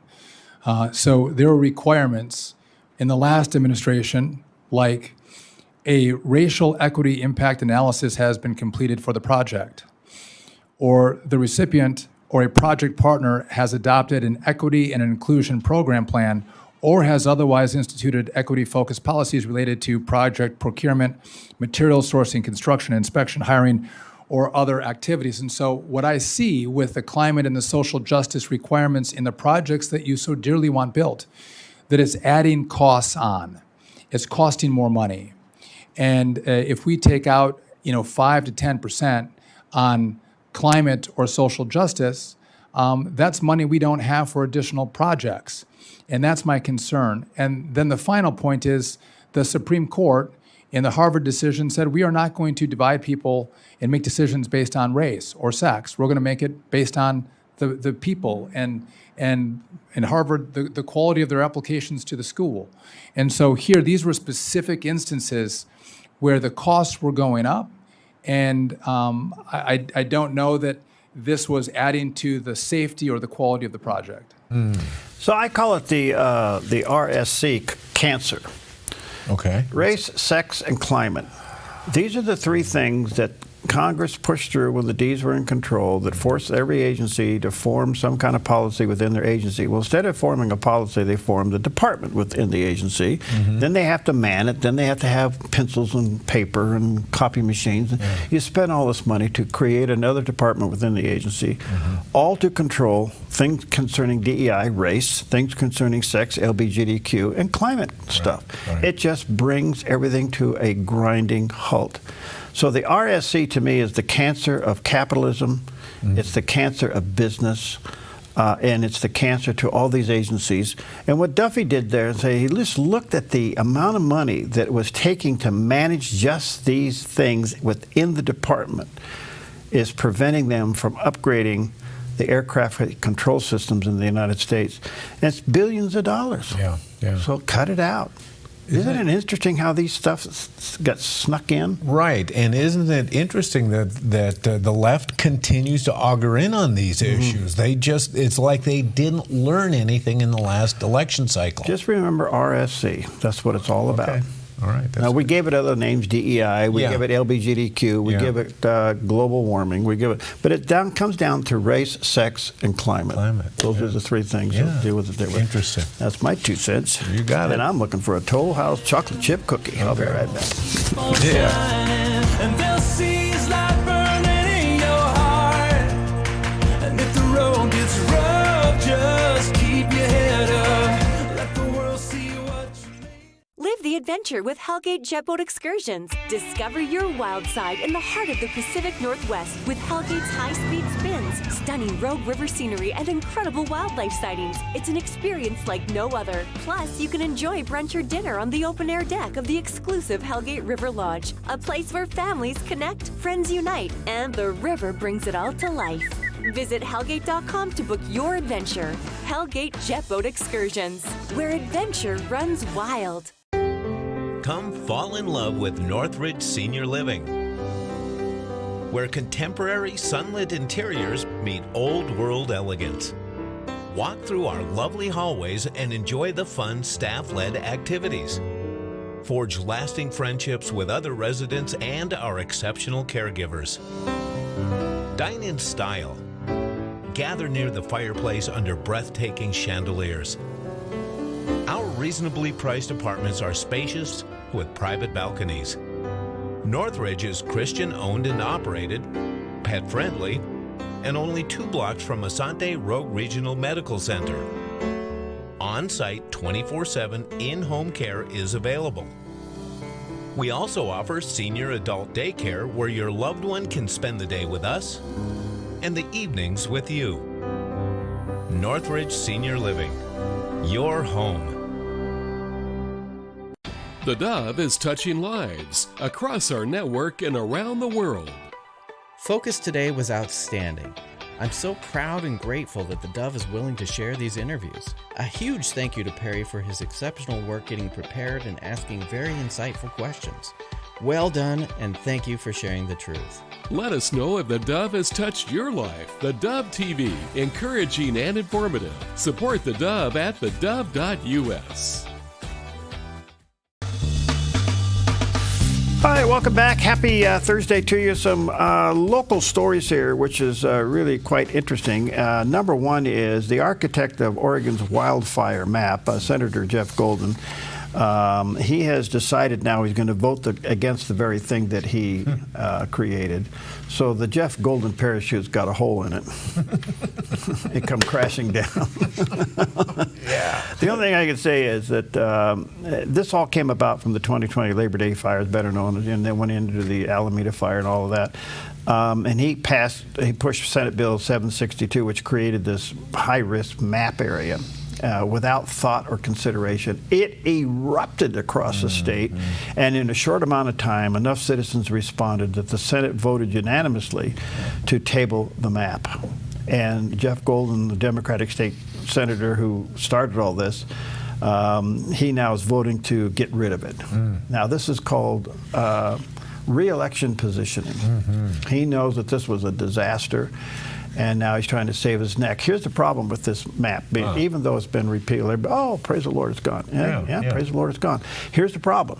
What? The insurance industry saw this when it was being promoted, and they came out with their own map, and now they are arbitrarily deciding who's going to be insured and what rate your rate's going to go up. And if you lose, and people are losing their insurance, and if you lose your insurance, you could possibly be in violation of your mortgage. This thing is a big mess.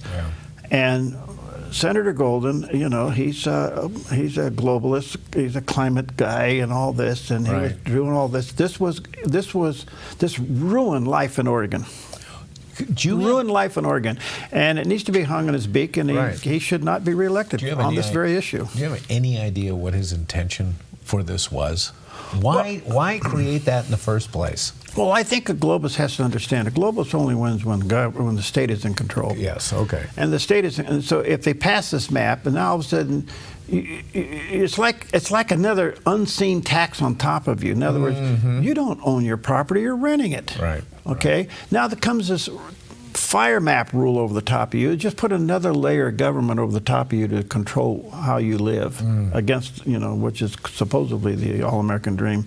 This was horrible, absolutely horrible. It wasn't well thought out. And for him to think now I can run around and vote against it, sorry, we're not buying this.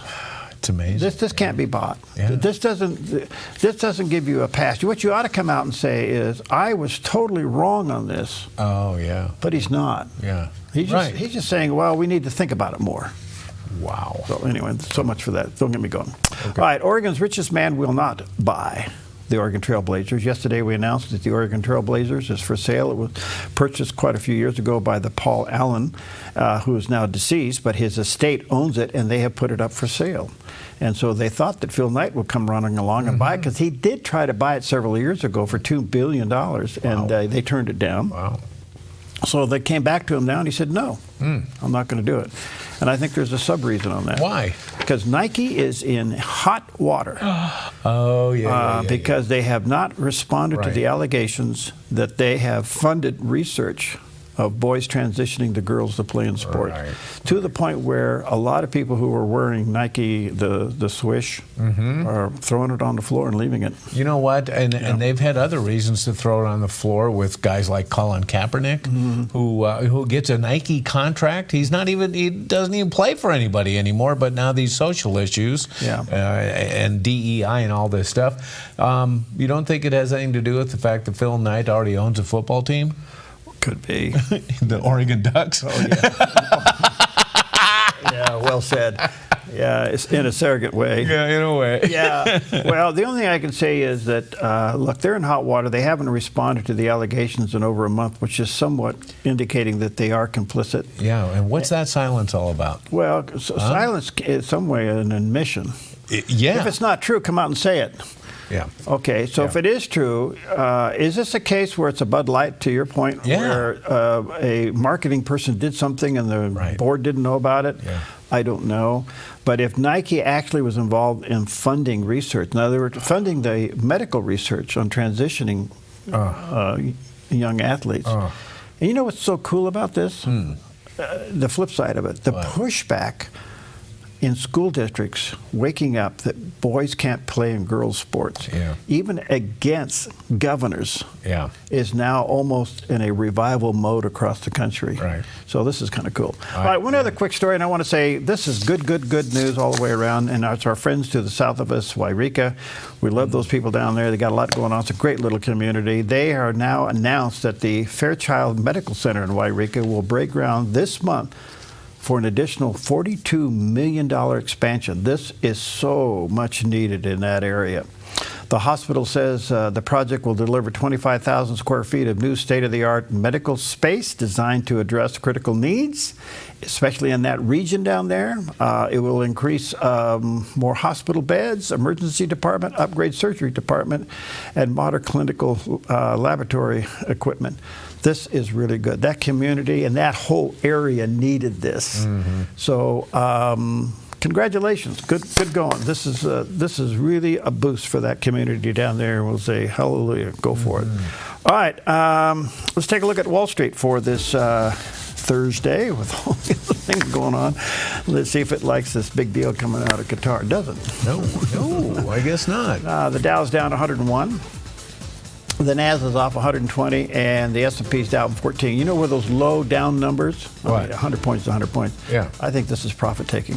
Oh, okay. Okay, so in the meantime, let's take a look at gold has bumped up a few bits, 21.94. Silver's about the same, 32.39. And crude oil did come down about $1, 64.68. Where's that $59 one that we saw a couple of weeks ago? Yeah. Which certainly never was reflected at the pump. There you go. Anyway, moving on. Well, you know, we were watching the travels of the president. There's a lot of discussion about what's going on, the deals being made. But in some corners, the only thing that's worth talking about is a 747 from Qatar. Isn't that amazing? Yeah. Well, former Trump Deputy National Security Advisor K.T. McFarland reacts to this clip of Trump discussing the gift of the 747 from Qatar. These planes, the plane that you're on right now is almost 40 years old. And when you land and you see Saudi Arabia and you see UAE and you see Qatar and you see all this, and they have these brand new Boeing 747s mostly, and you see ours next to it, this is like a totally different plane.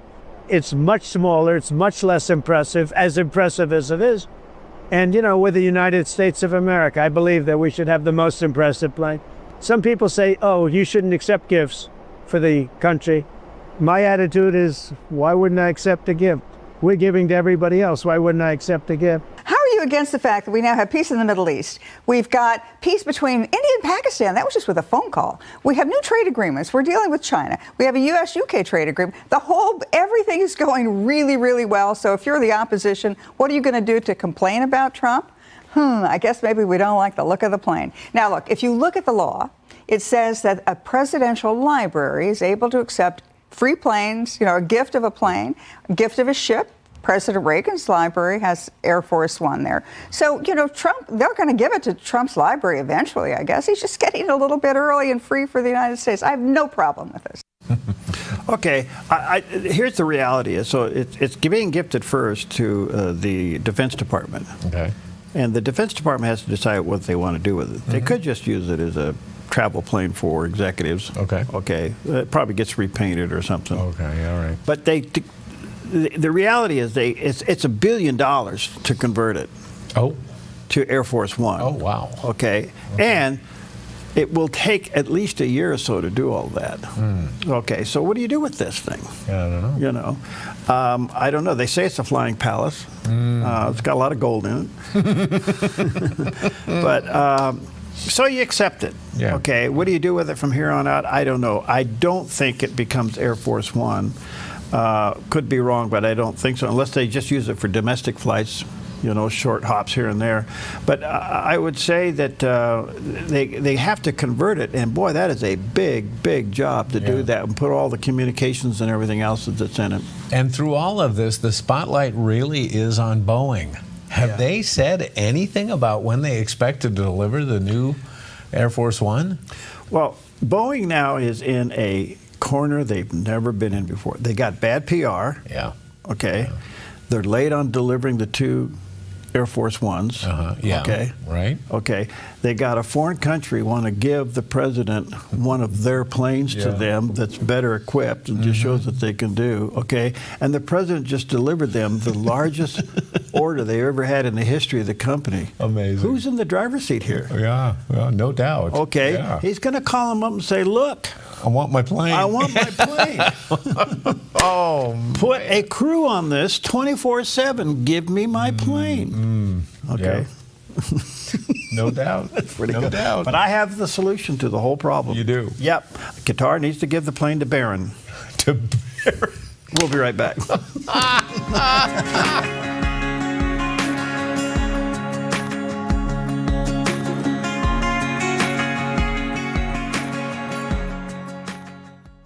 Your yard is where life happens, but it can be muddy and hard to maintain. Enjoy a maintenance-free artificial turf lawn all year round with Smart Lawn LLC. No mowing, no fertilizing, no watering. Our synthetic grass is beautiful and resilient. It's certified to be lead-free, and there's no need for pesticides. Safe for your children and pets. Smart Lawn LLC has all your artificial turf and putting green areas covered beautifully. 541-941-3538. The right cleaning company matters. Choose Dust Plus Cleaning and Carpet Care, a family-owned company proudly serving Grants Pass and nearby communities for over 25 years. We're passionate about delivering the best, whether it's carpets, using purified water for no window spots, or carefully washing solar panels. We're committed to superb customer service from start to finish. Radiant spaces from local professionals. Request a free quote today. Hi, I'm the SOS Alarm Guy, here to tell you about a great deal. SOS Alarm will not only beat any internet deal, but will install the system too. So burglars, beware. SOS Alarm for security and beyond. At Sweet Tea Express, we've got you covered. Order at the counter and our friendly service staff will do the rest.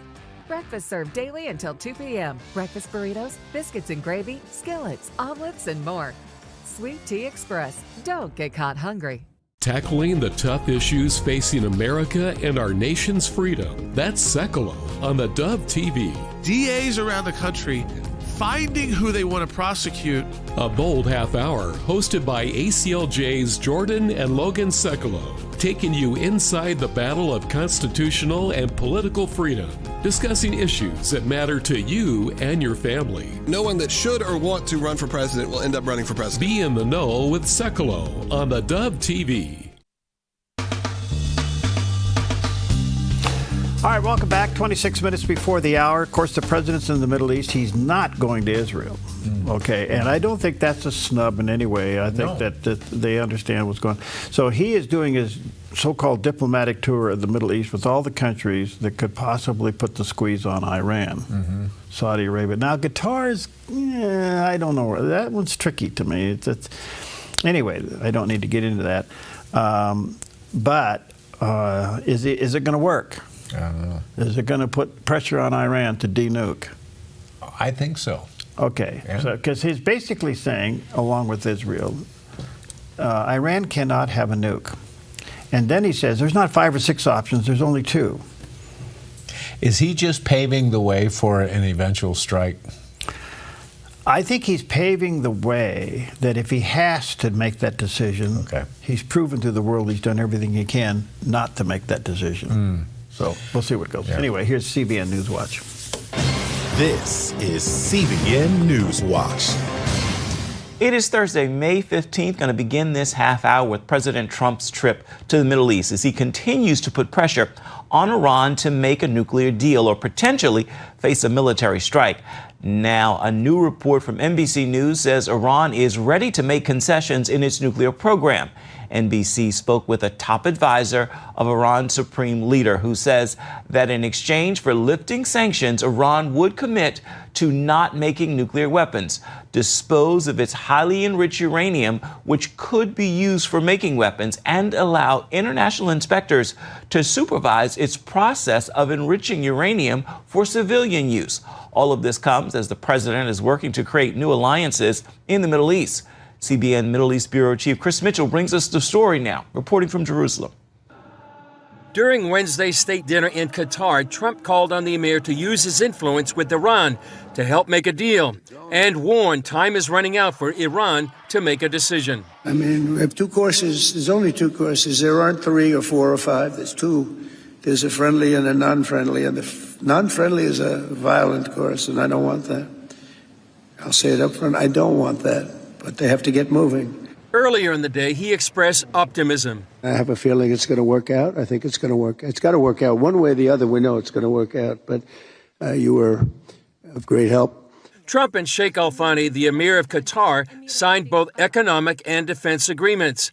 Al Thani called Trump's visit historic. I think after signing these documents, we are going to another level of relationship between Qatar and the United States. So I just wanted to thank you, Mr. President, again for this historic visit. There's continuing controversy over the president's plan to accept a $400 million luxury jet from Qatar's royal family and turn it into Air Force One, with questions about the legality of the gift as well as safety and defense concerns. Even some of the president's strongest supporters have criticized the plan.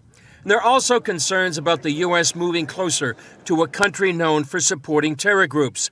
In 2022, the Biden administration designated Qatar as a major non-NATO ally, a designation that carries military and economic privileges. Qatar also hosts CENTCOM, the largest U.S. base in the Middle East. But Yigal Karmon, founder of Memory.org, says Qatar also hosted Hamas leaders for years, sponsors Islamist terror, and helped build up Hamas. Qatar gave them billions of dollars over the years. They became a tiny empire, military empire. All the missiles to Tel Aviv, all the almost 40,000 weapon holders, killers, all the drones, all the motorcycles, what have you, all their equipment, everything. Every single missile is Qatar. So Qatar is Hamas, Hamas is Qatar. They go together. CBN's Raj Nair spoke with Middle East analyst Eric Stackelbeck about President Trump hoping Syria's new president will join the Abraham Accords. Does he have nefarious intentions towards Israel, or could he truly join the Abraham Accords? In my experience, Raj, covering this for a long time, being on the ground in the region and even interviewing terrorists and former terrorists, the jihadi leopard usually doesn't change its spots. Let's hope that it's different in Syria. President Trump taking a big chance here, but he's doing it at the behest of those Gulf leaders, the Saudis, the Qataris, the UAE. They wanted Syria to join the community of nations. Trump told reporters on Air Force One that despite the fact he's not traveling to Israel, he's not sidelining the Jewish state. This is good for Israel. Having a relationship like I have with these countries, Middle Eastern countries, essentially all of them. I think it's very good for us. President Trump ends his Middle East trip to the UAE today. Lots more to discuss, so Chris Mitchell joins us now from Jerusalem. So, Chris, Iran is reportedly willing to limit uranium enrichment and never make nuclear weapons in exchange for the United States lifting economic sanctions and allowing international inspections. Will the U.S. or Israel accept the deal that allows any uranium enrichment by Iran? It seems doubtful, Ephraim. I think the reason is that if they have ability to enrich uranium, they could also go from civilian levels to military levels. They do say they allow full international inspections. They have said they would do that before, but that hasn't happened. Right now, there's no kind of the international inspections that the IAEA would prefer. The U.S. has really taken a strong stand about allowing Iran to continue uranium enrichment. Steve Witkoff had said, the U.S. envoy, he emphasized that any agreement must include the complete elimination of Iran's enrichment activities and the dismantling of its nuclear infrastructure. Well, we'll see where this all is going. This is, about the time you think you got it figured out, something else happens. Absolutely. So take time. All right, let's check in with Mr. Tollhouse himself and see what's happening on the weather scene. With a series of weak disturbances impacting the top of our region, bringing periods of light rain and cooler temperatures, today in northern Oregon and southern Washington, cloudy with a slight chance of showers and highs in the low 60s for Vancouver, Portland, Wilsonville, and McMinnville. Moving down the Willamette Valley, mostly cloudy with daytime high temperatures in the low to mid-60s for Salem, Albany, Corvallis, and Eugene, with a northwest wind around 5 miles per hour this afternoon. In central Oregon, partly sunny with a high near 63 in Prineville and near 62 in Bend. Increasing clouds in Sun River with a high near 60. Over in Boise, Idaho, sunny with a high near 67 and low tonight in the upper 40s. Along the Oregon coast, partly sunny with a slight chance of showers and a high near 60 in Coos Bay. Partly sunny and breezy with daytime highs in the mid to upper 50s for Port Orford, Brookings, and Crescent City, California. In southern Oregon, increasing clouds in the Rogue Valley with daytime high temperatures in the low 70s for Grants Pass and Medford and mid-60s in Ashland. Increasing clouds in the Klamath Basin with highs in the upper 60s. Into northern California, increasing clouds with a high near 70 in Wairika and mid-80s in Redding and Chico, but sunny skies in Sacramento with a high near 85 and a light west wind this afternoon. In the Bay Area, sunny skies with daytime highs in the mid to upper 70s for Santa Rosa and Napa. Sunny in San Francisco with a high near 68 and a west wind gusting up to 22 miles per hour. And today in San Jose, patchy fog, then sunny and 81. It's a look at your Thursday weather on the Dove. Hi, good morning. Beautiful shot off the top of Roxanne showing southern Oregon. This is Rogue Valley. We call it home. It's absolutely beautiful. All right, good morning to you. Well, here is a historical event as before Mickey Mouse ever made his official debut in the film Steamboat Willie, he starred in an unreleased 6-minute silent film which was shown to a test screening audience on this day in history. On May 15, 1928, in a small Los Angeles theater, a handful of curious moviegoers settled into their seats, unaware they were about to witness history. The lights dimmed, the projector hummed, and on the screen flickered the black and white image of a mischievous mouse with round ears and an ambitious grin. Mickey Mouse, making his unofficial debut in a short, silent film titled Plain Crazy. In the 6-minute whirlwind, Mickey, inspired by Charles Lindbergh, builds a rickety plane from spare parts and invites Minnie for a wild ride. The plane stutters, dives, loops, and lurches, held together by little more than cartoon logic and Mickey's enthusiasm. Mid-air, he tries to steal a kiss, but Minnie, appalled, leaps from the plane. Her bloomers billow into a parachute, saving her, but just barely. The audience laughed, gasped, and applauded. Though it didn't find a distributor yet, that test screening marked the beginning. Months later, Mickey would find his voice in Steamboat Willie, but here in the silent skies of Plain Crazy, he truly took flight. That is fantastic. It's great. And Minnie, she appeared with him in the first one. So they've been together since the beginning. That's wonderful. How about that? I had no idea. I didn't either. We all know Steamboat Willie. I didn't realize this was one. And they didn't get a distributor for it until after Steamboat Willie, the success of Steamboat Willie. You know what happens in Hollywood. You get a success and they go, oh, yeah, give me that one. And let's do that one. And, yeah, let's do volume 2. Yeah, yeah. How many Rockies are there? 25, yeah.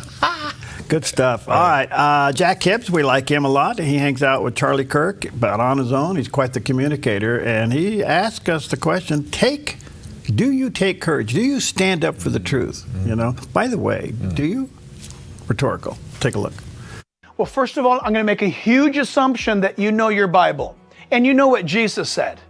Jesus said that because we know him and he knows us, and because we love him, he loves us, that this world's going to hate us. Are you okay with that? I'm okay with that. Because listen, I'm older. I've already gone through all that junk of trying to earn the love of the world. It's a dead end, folks. It doesn't work. Here's the great thing. To be a Christian is to be firm and at peace with what God has said. That causes you to stand up. You can stand on the foundation of God's word no matter what anyone says or comes against you. You, frankly, don't have to defend God's truth. Just live in it, and you're going to be attacked. You're going to be persecuted. Why? How do we know? Jesus said not only is it going to happen, it's going to increase. Hello, everybody? It's going to increase. Is it increasing? Is everybody foaming at the mouth over Christianity? Let them foam at the mouth. It doesn't mean that you and I are to back down. We are to stand in the truth. We are to say it, proclaim it, and live it more than ever. By the way, if we do that, then maybe those who are criticizing us and attacking us might wake up to the realization that they should maybe join our team, and that is Team Jesus, because none of their ideas are working, and their philosophy is imploding, and their politics leads to death. Oh no, listen. You don't need to be afraid of persecution, because ultimately heaven is our home. In the meantime, we're living for heaven here on earth. So let's get used to people, frankly, hating the Jesus that they see in us. That is a badge of honor. There you go. I like what he said. Be firm and at peace. Yeah, you know, and I think also be civil. Well, you know what? I thought that during that whole thing, because standing firm sometimes, some people think belligerent, but that's not the case. No, you know, I think what happens, one of the tricks of the enemy is to get you to respond. Yeah. And sometimes no response is the best response. Mm-hmm. Did you know that Jesus did not speak up during his trial? That's true, yeah. He could have changed the outcome. So are you telling me I'm not supposed to respond to every Facebook post that I disagree with? What? Have a nice day if you want to do it. No, I pull out of that. Oh, I do too. Forget it. With all due respect, I mean, I read them only because I want to make sure that I haven't lost my mind. But you know, reading them, sometimes I think I am losing my mind. I go, really? Okay. All right. No, you know, sometimes a non-answer is an answer. Yeah. You know. Yeah. I've also noticed something too. This is a real trick. When people are criticizing you for your faith or your belief. Okay. This is really tough, because we were talking about it earlier, but do you ever start a conversation with somebody and you're not even done with the sentence and they're already responding? Uh-huh. Okay. Now, the problem with that is, if you're in an argument about your faith and you're already responding, you just forfeited your position in the argument. Okay. Because you became argumentative. Let the person say everything. And sometimes no answer is the best answer, because all of a sudden they just realize they just said something really stupid. Anyway, no wonder you're such a good interviewer. We'll be right back. Okay.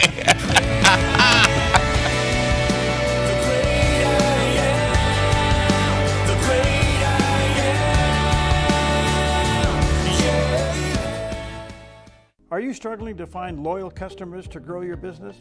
The people you want are watching and listening to theDove right now. Hello, I'm Perry Atkinson. You know, theDove offers your business a loyal and faithful audience, a safe and positive media platform to be associated with, reaching over 6 million customers daily. Find faithful customers, partner with theDove, and watch your business flourish. Find out more. Contact Nancy Worth, Vice President of Sales and Marketing at theDove today. Put your gold in an envelope, mail it. Hopefully you get a check. No. Father and son jewelry, bring your gold in, we weigh it, we check it, we make you the offer. Or turn your something old into something new. Whether it's an idea, a picture, or a piece you want to duplicate, we can melt it down and make it for you. If you find your perfect piece in store, trade your something old for something new, and you always get a little extra. Visit Father and Son Jewelry, 5 generations of family in Medford. It's your time to fly.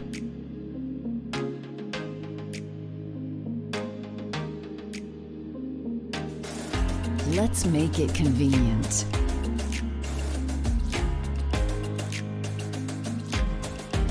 We are your airport.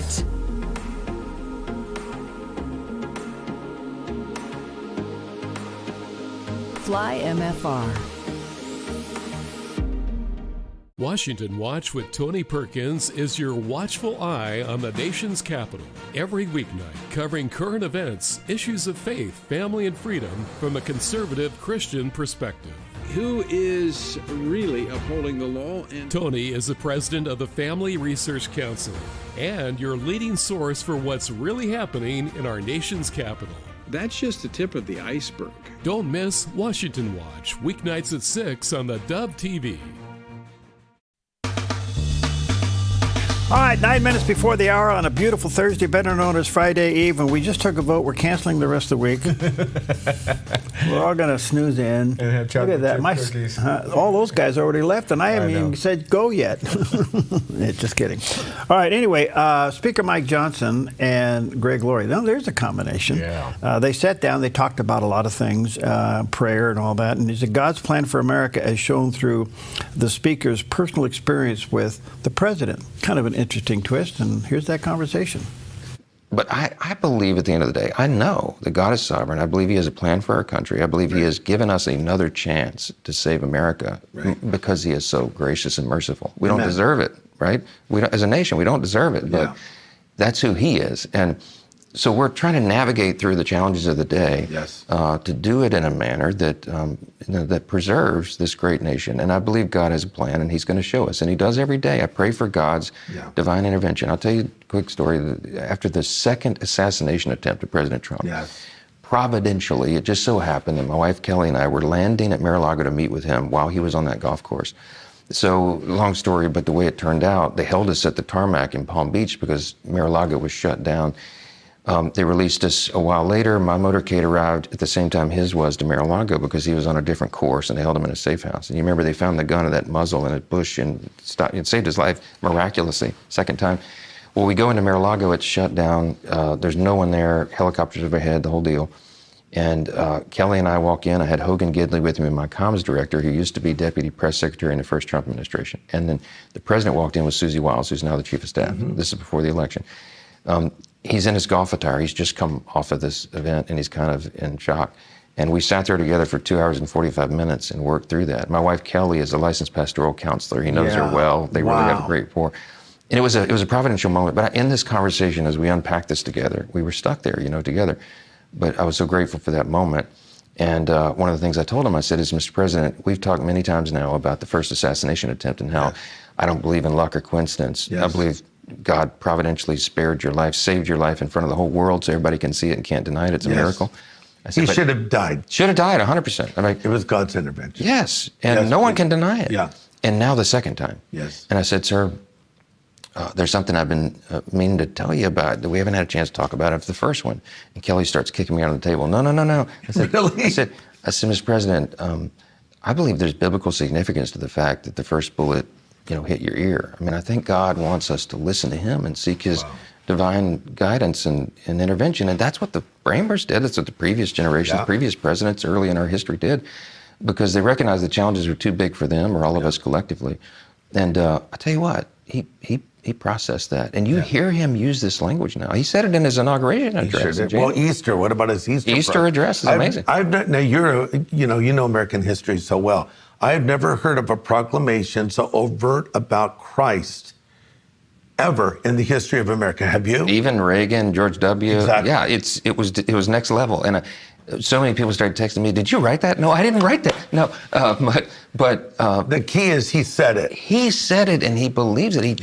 And he uses that language, and he talks often now about how God saved me for this purpose. Yeah, he has said that. And I believe it, and I believe he does too. That was an amazing conversation.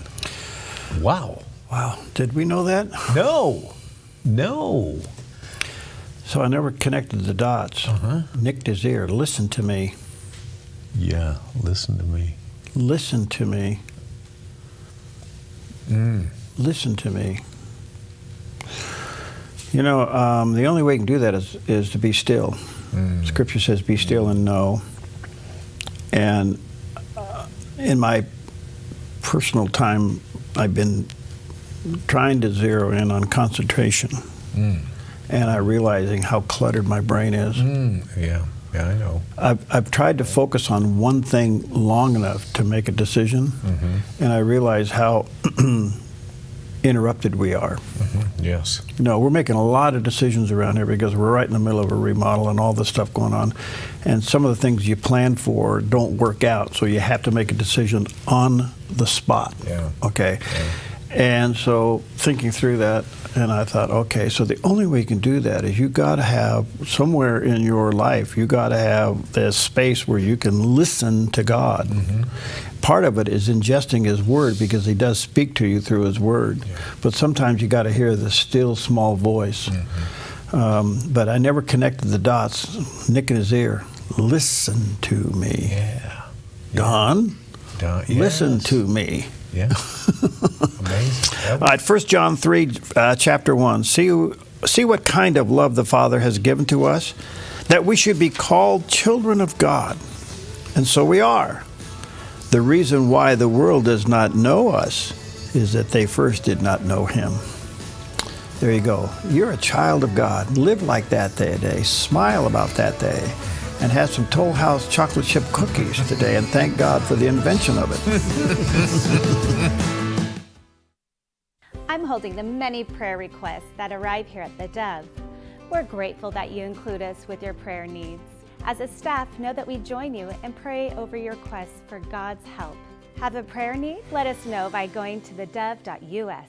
An American tradition like no other. The Central Point Wild Road Pro Rodeo, presented by Country Financial. It's set to be the ride of a lifetime. This isn't just any rodeo. This is where legends are made. See many of the nation's top 20 cowboys and cowgirls compete on National Finals rodeo stock. Right here at the home of the only 100-point bull ride. Barrels, bareback, broncs, tie-down roping, team roping, and of course, bulls. Mark your calendars. The Wild Road Pro Rodeo hits the expo in Central Point May 15th through the 17th. Chris Silva understands your home and your commercial buildings are two of the largest investments most people make in a lifetime. One is for your family, the other is to support your family financially. That is why Chris Silva Painting goes the extra mile to protect both homes and commercial buildings with proper painting preparation and high-quality primers and paints. Serving Southern Oregon since 2006, this family-owned and operated business has painted over 1,000 homes. Chris Silva Painting offers an industry-leading 5-year warranty that covers materials and labor on all painting projects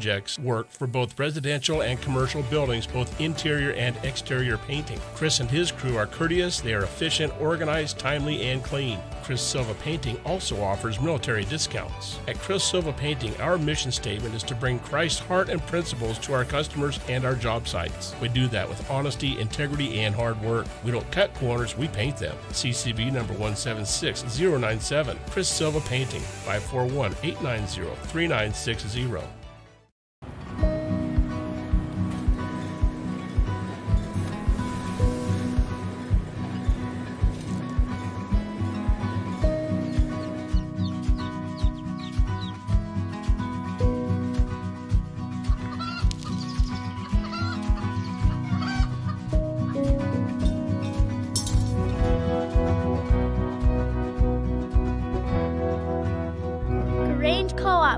Big ideas grow. What happens when people hear an audio Bible in their own language for the very first time? I still remember an old man in the village. We just finished the Bible, we have it in audio.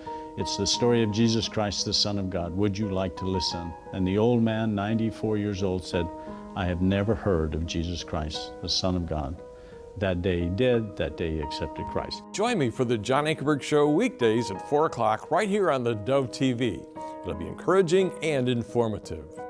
Preaching the gospel and equipping the saints in a way that only Todd Friel can. Wretched, weekdays and weeknights on the Dove TV. Encouraging and informative.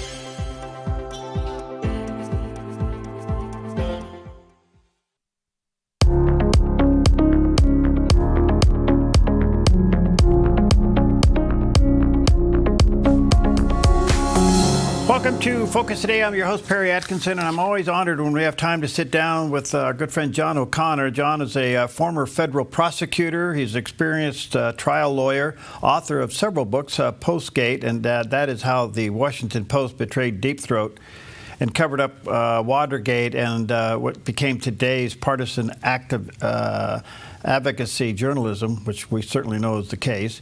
He's also served as a assistant U.S. attorney in Northern California, representing the United States in both criminal and civil cases. There's a picture of the book.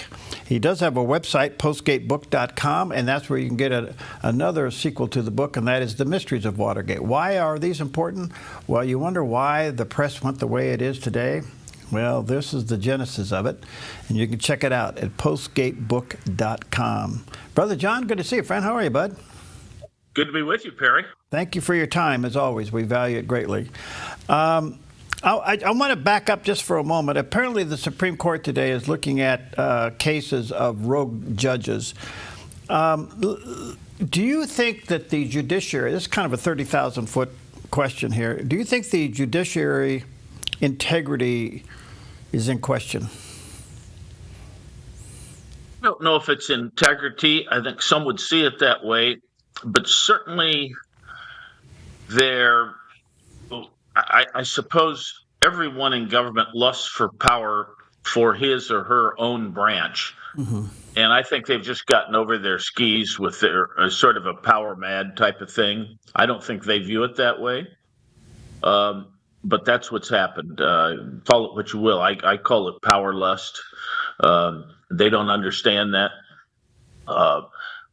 Many people feel that are in the judiciary feel that it's their sworn duty to make sure everything is perfect and that the world revolves around the way they look at it. But they really misconstrue their roles, and that's what's really gotten out of hand here. All right. So.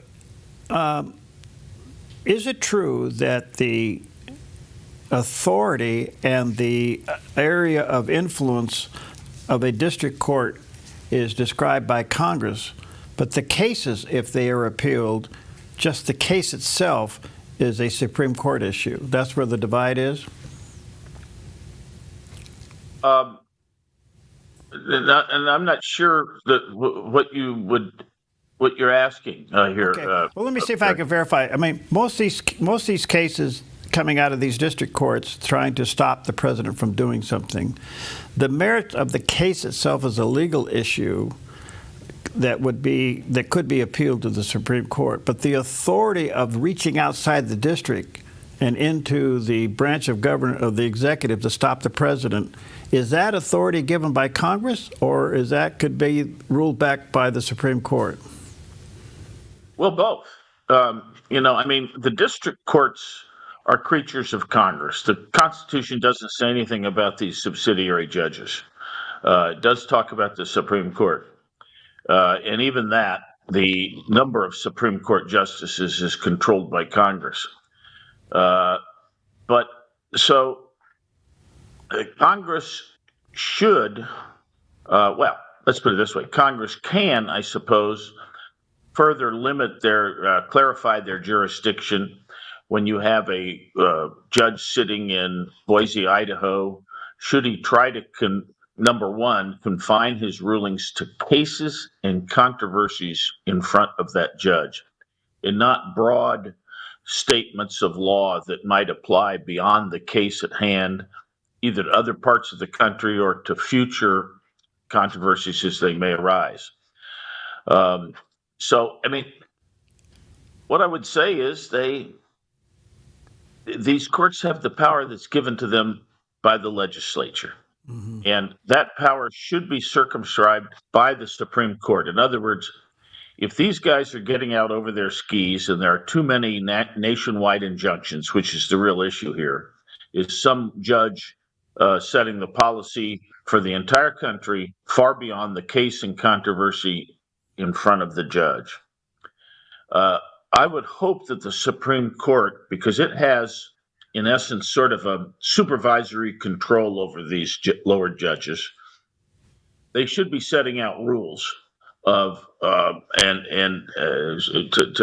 guidelines, I suppose, as to how these folks should act, failing which they will be slapped down on appeal. That's the real sanction that these judges have, is to get slapped down on appeal. So the Supreme Court would set rules. They normally would be enforced by the various appellate courts around, like the Ninth Circuit, 10th Circuit, and so forth, who in turn control the district court judges. So what we're looking for here is broad guidelines from the Supreme Court to tell its circuit courts how to police the fellows at the district court. And that's the problem. Nobody's doing any policing here. Everybody loves to be a big shot. We all like to be big shots, I guess. And then you'll have a judge with his picture in the paper about how he's slapping down the leader of the free world. And boy, nobody messes with him. That's what it's just human nature. People like to see that. People like to be on the front page of the paper, and especially in these political times. So something's got to be done. And the Supreme Court has power. And to answer your question, Supreme Court has power, and also the legislature has power. They can, by law, come in and start restricting these fellows more than they are doing now. So you have the Supreme, you have the circuit, and you have the district. Doesn't the term district suggest a boundary? Well, yes. You're only supposed to deal with things within your boundary. That's called venue. And it's one thing to say that the law of the land has been violated. It's another thing to say that you have venue yourself to decide that.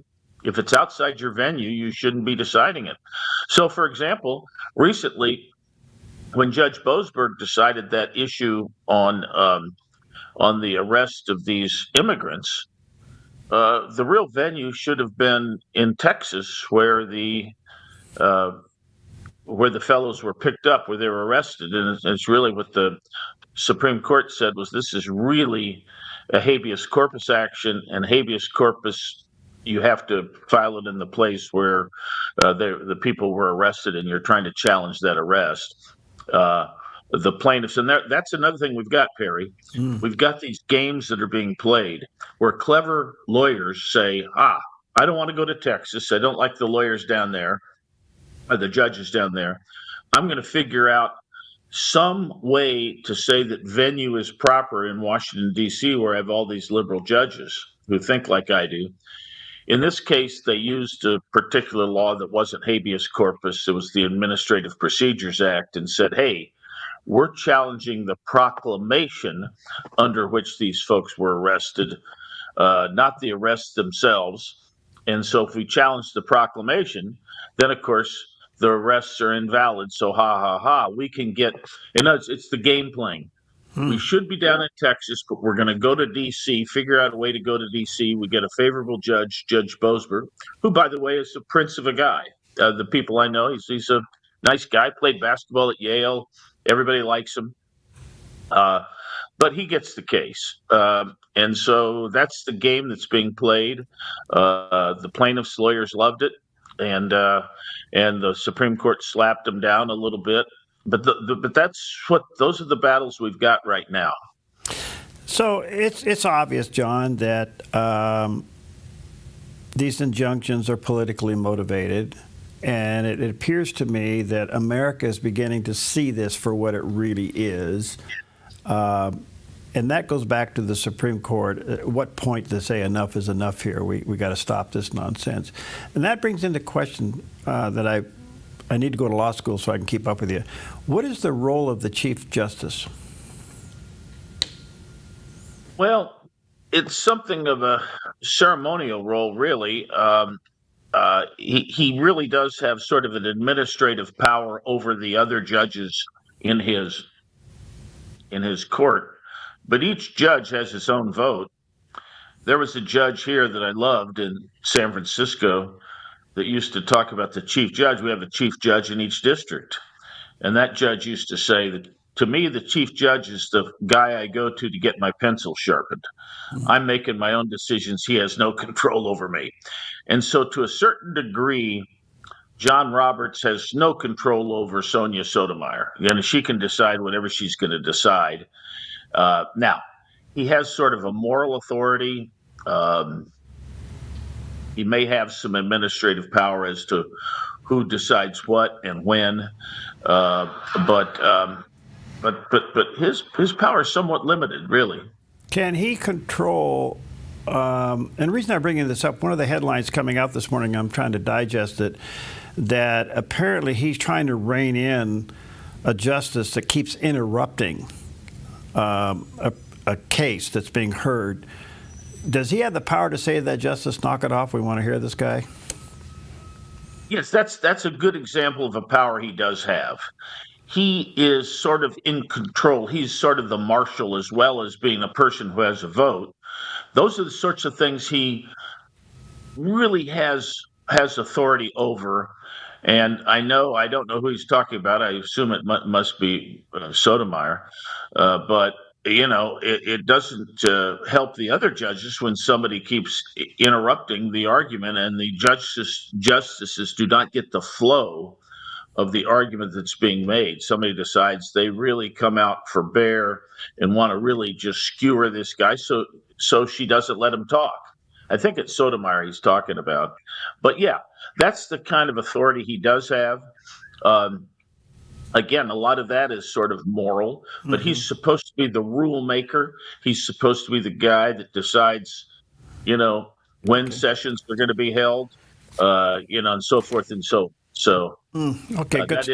That is a good example of his power, Perry. It's very good. All right, good. All right. So let me change your brain a little bit. Let's go to President Trump's Mideast tour. This is very, very interesting. Whoever thought he'd be going over talking commerce with all of these people? Do you see that there may be a net strategy by pulling in people, not only, you got Qatar, which is highly questionable. You got Saudi Arabia. He's going to go off into the Emirates and all of that. Pull these people into some kind of commerce deal. Is he really circling the wagons around Iran? To some degree, yes. To some degree, and to a great degree, these Gulf Emirates and Saudi Arabia want to be circled. They want to be part of that. They're shaking in their boots over Iran, as is Israel. And so there's a real natural affinity between Israel on the one hand and these other states on the other, because Saudi Arabia is going to be toast if Iran gets a nuclear weapon. Qatar is a little different because they've been sort of they're half our ally and have a nice base for us there. At the same time, they support Hamas. Mm-hmm. So they've always been kind of the outlier of that region. If you recall, it was sometime around 2016, right as Trump was coming into office, the other Gulf Emirates and Saudi Arabia boycotted they did embargoed, I suppose is the better word, Qatar, because they were supporting terrorism. And that's always been a little bit of a tension between all of them and Qatar. So, they're not the best of friends. The other Emirates aren't. Because Qatar has always been sort of off a little bit with a foot in the terrorist camp. Yeah. But I like to see this, Perry. I like to see this unity, and I like to see Qatar being culled from the herd. And what Trump is saying is, go with us, cut your ties from Hamas, and everything will be good for you. The United States will help you far more than we're helping you before. We love you. You're having a base for us, and we're going to reward you. But hey, let's kind of knock off the Hamas stuff. And that's what's going on there. That's a real important country. And if he can cut Qatar from the terrorist herd, now they're isolating Iran. And that's what they want to do. That's what he's doing with Syria. He's isolating Iran, trying to get Syria there. And now he's got Europe unified against Putin, and hopefully also, less importantly, against Iran. But something's got to be done there. And he's hoping, I think, that Iran will get the message and cut a deal. I'm not so sanguine about it. I mean, I think very bluntly, I think he's got to I think he's got to give the bunker busters to Israel and let Israel take out the facilities. This whole world will not work if Iran gets a weapon. It's just plain and simple. And if Trump wimps out like Obama did, I'm afraid our world is in trouble. Okay, to that point, quickly before I take a break. So in some ways, this is a risky tour, but on the other hand, it is a fresh diplomatic tour, and it looks like it could work. And he's made very clear in all of his speeches that Iran can't get a nuke. Where Iran may come to the table, nobody believes that they'll do anything. So in the meantime, he's convinced the world, he's changed the Middle East, he's brought everybody together. If they have to go in or give the green light for Israel to go in, they did everything they can to avoid that, but it was unavoidable. I think that's right. And I think the people here's what worries me, Perry. There are some doves in his, I think it's interesting I'm on the Dove talking about this, but I think in this case, I think we've got to be hawkish. There's just no room for these folks to get a nuclear weapon. The world is toast if they get one. Yeah. And I'm worried that there are people out there, and I love J.D. Vance. I mean, he's a favorite of mine, but he's in the camp. He's kind of an isolationist, and others are. And I know when Walsh gets pushed out, that's sort of he was the most hawkish guy in the inner circle.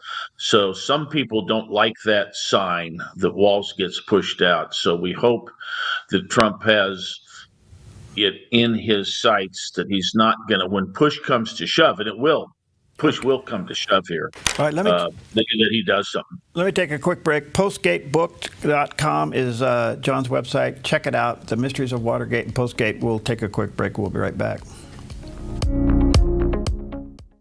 Since 1987, Four Seasons Nursery has been the gold standard in the green industry here in Southern Oregon. Tim Albert and his friendly staff continue to offer the best plants and most accurate knowledge to create your dream landscape. At Four Seasons Nursery on Crater Lake Avenue, you can let your imagination run wild with a huge selection of all things plant and gardening for both inside and outside beautification. Whether it's a flower for your window seal, one of our beautifully renowned signature hanging baskets, or a complete landscape design for your entire property, Four Seasons Nursery can help you every step of the way with design services, workshops, and more. Let your imagination run wild as you immerse yourself in their nursery filled with beauty that knows no bounds. Four Seasons Nursery, 5736 Crater Lake Avenue, 5736 Crater Lake Avenue, 1/2 mile north of Vilas Road, 541-779-5603, 541-779-5603.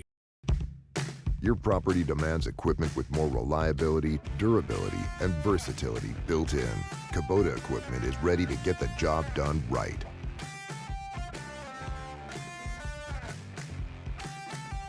Weekday mornings on the Dove, it's one of the longest running shows in broadcast history, the 700 Club. Informative with the day's top events. Encouraging with uplifting stories of faith. The 700 Club, weekdays on the Dove TV. Tackling the tough issues facing America and our nation's freedom. That's Sekalo on the Dove TV. DAs around the country finding who they want to prosecute. A bold half hour hosted by ACLJ's Jordan and Logan Sekalo, taking you inside the battle of constitutional and political freedom, discussing issues that matter to you and your family. No one that should or want to run for president will end up running for president. Be in the know with Sekalo on the Dove TV.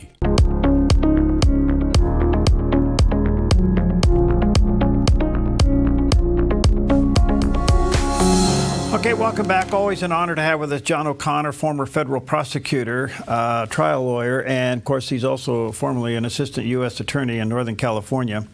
He has a website called postgatebook.com, and there is a couple of books that I think you'll find to be a fascinating read. They have a lot to do, which leads to what we call today advocacy journalism, and I want to get into that a little bit. But anyway, Mysteries of Watergate and Postgate.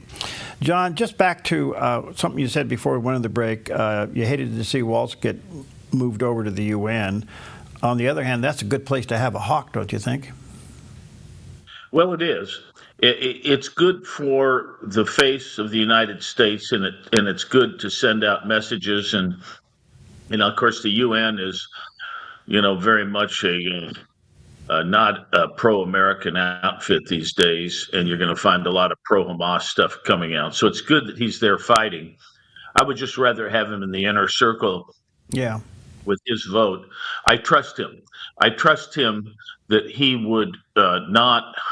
If there's going to be a deal cut with Iran, if there are going to be concessions, I would like him signing off on them. Not somebody that signs off wishfully thinking. There's so much wishful thinking in these deals, and we've just let Iran go way too long. What Obama and Biden both did with Iran is sickening. Okay, so in the meantime, Walt's former responsibilities have been temporarily put under Marco Rubio. Do you see him as a hawk? Well, I see him as firm enough.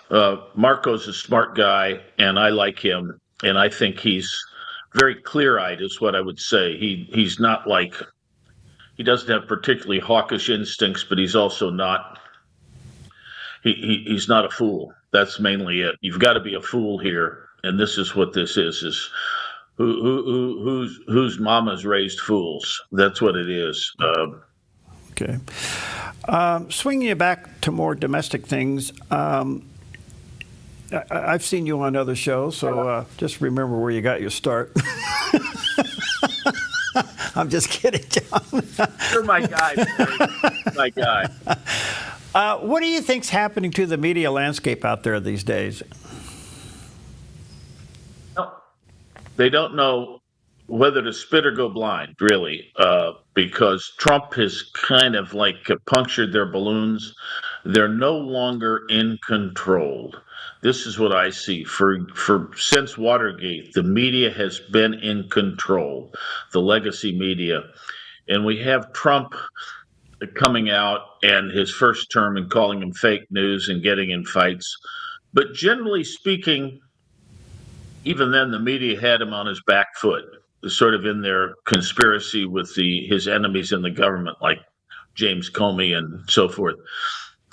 But now it's a new day, and I think they realize now that they've got to come to terms with the guy, and they've got to treat him a little bit better.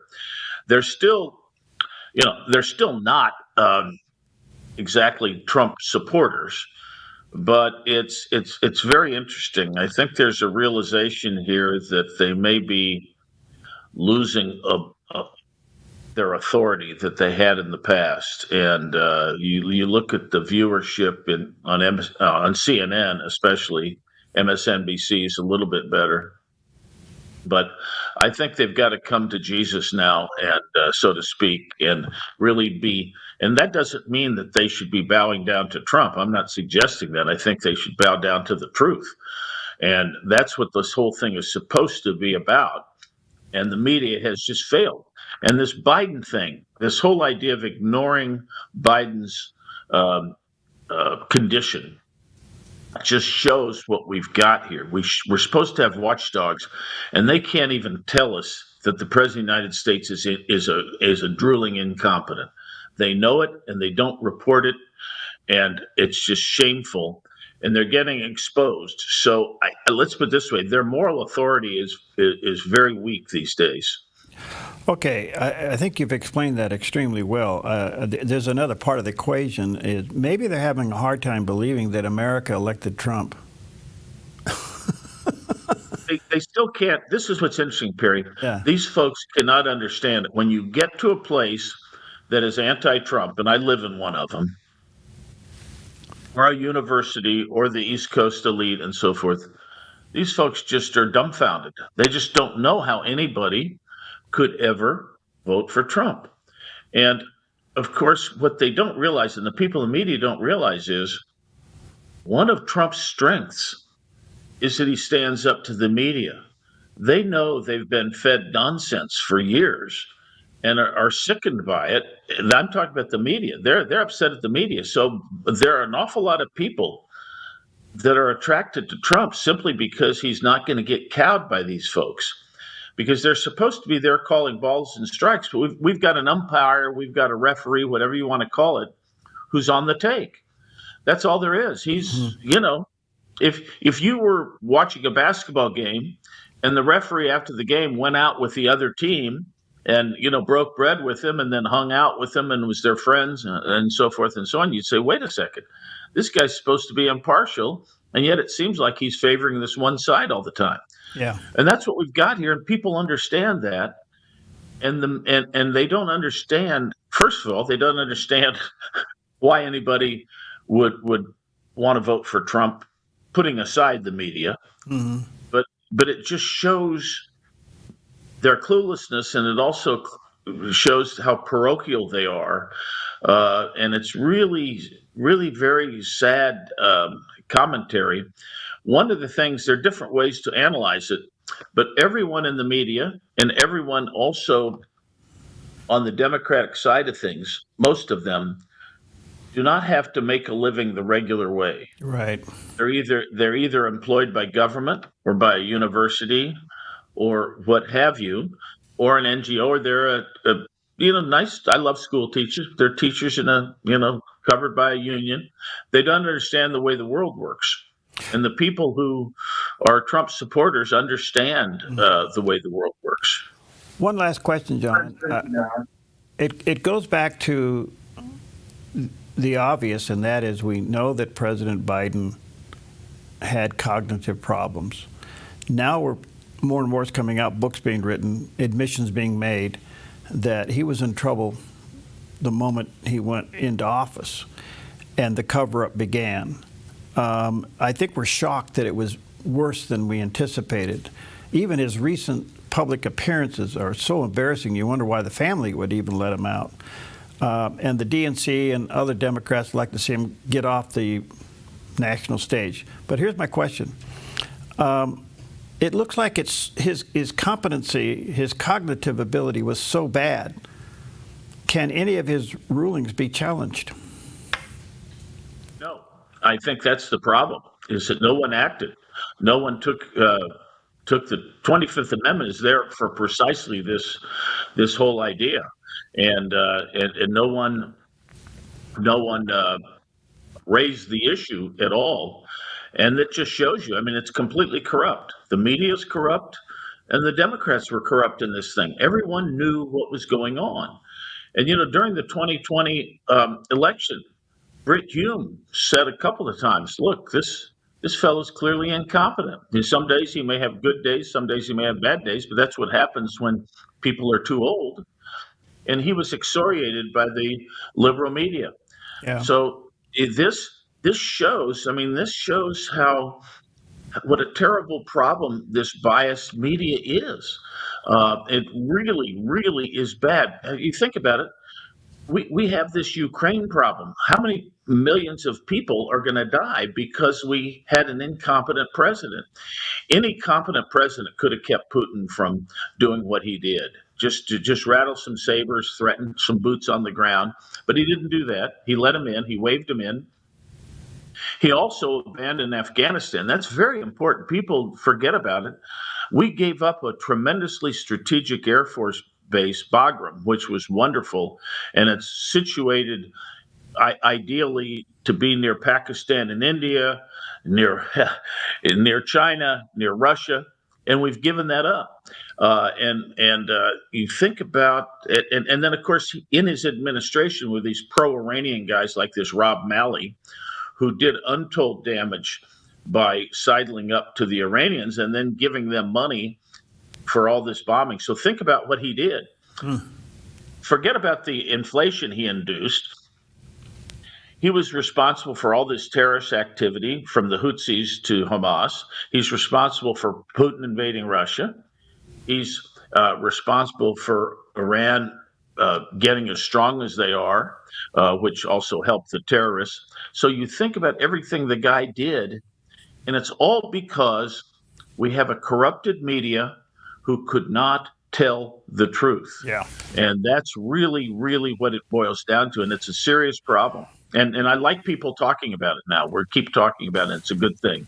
All right, John, thank you. Always my time with you is too short. We value it greatly. Thank you, friend, for being there. Let me say to our viewers and listeners, postgatebook.com is John's website. You can check out both those books, postgatebook.com. God bless you, pal. Stay in the fight. We need you. Okay, bud. Take care.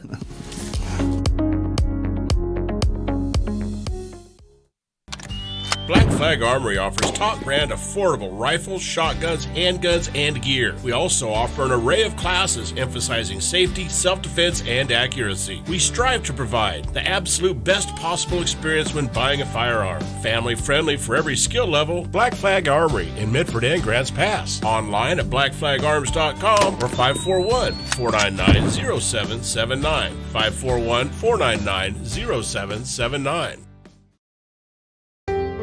Come fall in love with Northridge Senior Living, where contemporary sunlit interiors meet old world elegance. Walk through our lovely hallways and enjoy the fun staff-led activities. Forge lasting friendships with other residents and our exceptional caregivers. Dine in style. Gather near the fireplace under breathtaking chandeliers. Our reasonably priced apartments are spacious with private balconies. Northridge is Christian-owned and operated, pet-friendly, and only 2 blocks from Asante Rogue Regional Medical Center. On-site 24/7 in-home care is available. We also offer senior adult daycare where your loved one can spend the day with us and the evenings with you. Northridge Senior Living, your home.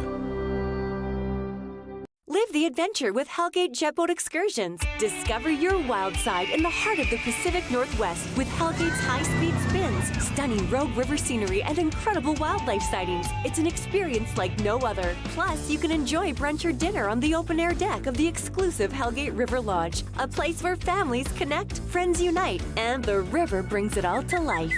Visit Hellgate.com to book your adventure. Hellgate Jet Boat Excursions, where adventure runs wild.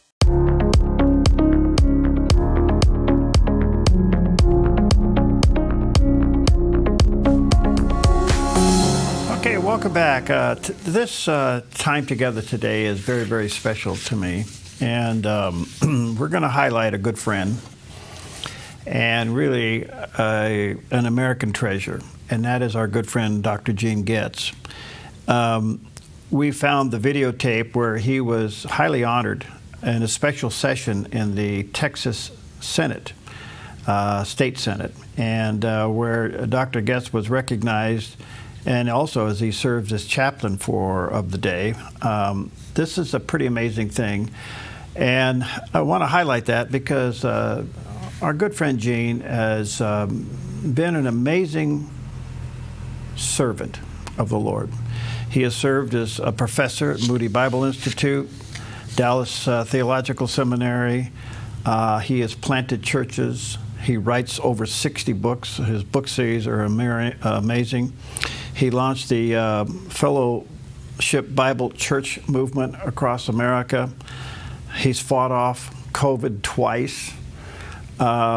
He not only has his doctorate degree in theology, but he has pastored, he has counseled, he's a husband, he is a grandfather, he's a father, and we have the high honor of calling him friend. So today, there's several things I want to highlight here, but just recently, and rightfully so, he was honored at the Texas State Senate, and I thought we would play that video for you today. Here it is. The Senate will come to order. We're on recess, so no calling of the roll. Please rise for the invocation to be delivered by Pastor Gene Getz, Chase Oaks Church in Plano, Texas. Members, Gene is, if not one of the greatest Bible teachers in the history of the country. He's a spry and young 93, and he's still preaching because the word retirement is not in the Bible. Pastor. Shall we pray? Our Father who art in heaven, we come into your holy and divine presence. I'm indeed thankful for this distinguished body of legislators. Help them to represent well those who have entrusted them with the enormous task of fulfilling their role as senators in the state of Texas. We ask you to bestow upon each one divine guidance and wisdom as they perform their duties and responsibilities. Our Father, provide each one with good health, as well as protection for their families, particularly in their absence as they serve our broader community. And in view of the demands on their time, help each one to maintain their God-given priorities. Today we acknowledge the great admonition that comes from the pen of the Apostle Paul in Holy Writ.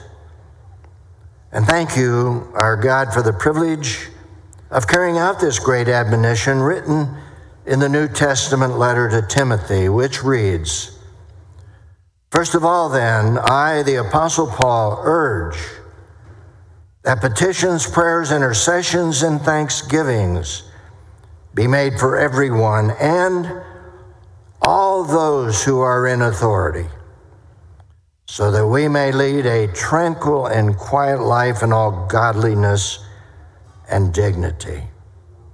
This is good, and it pleases God, our Savior.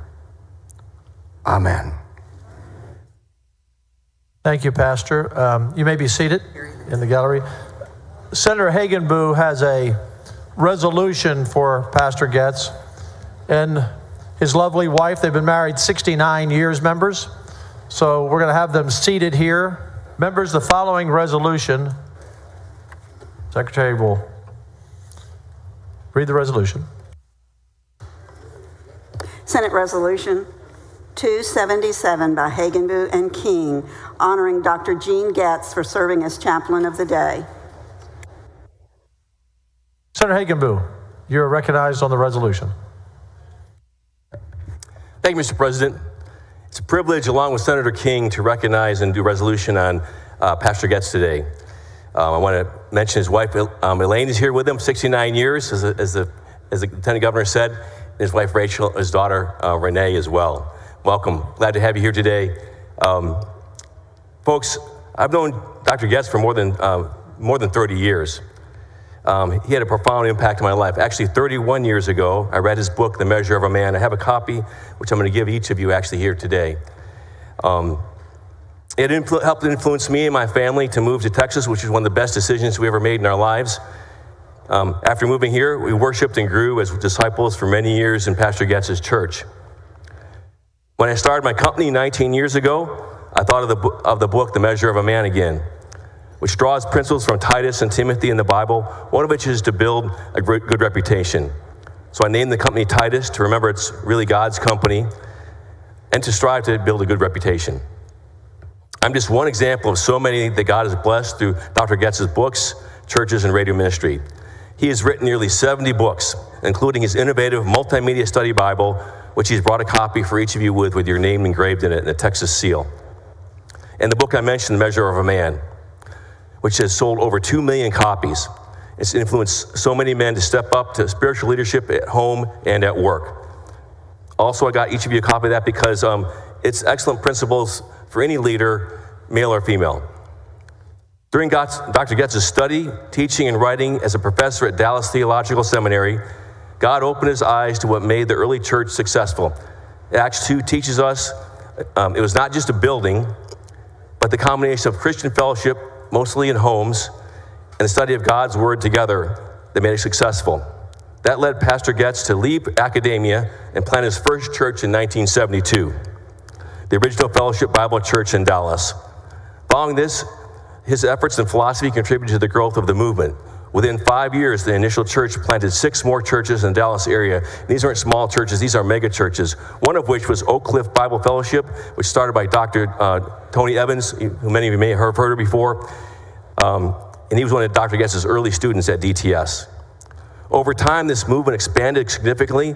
Today, hundreds of Fellowship Bible churches exist across the United States, at least 300 churches trace their roots directly back to Pastor Getz's church planting efforts and the fellowship model he established. In the Dallas Metroplex alone, there are 12 churches serving roughly 30,000 worshipers directly linked to his influence.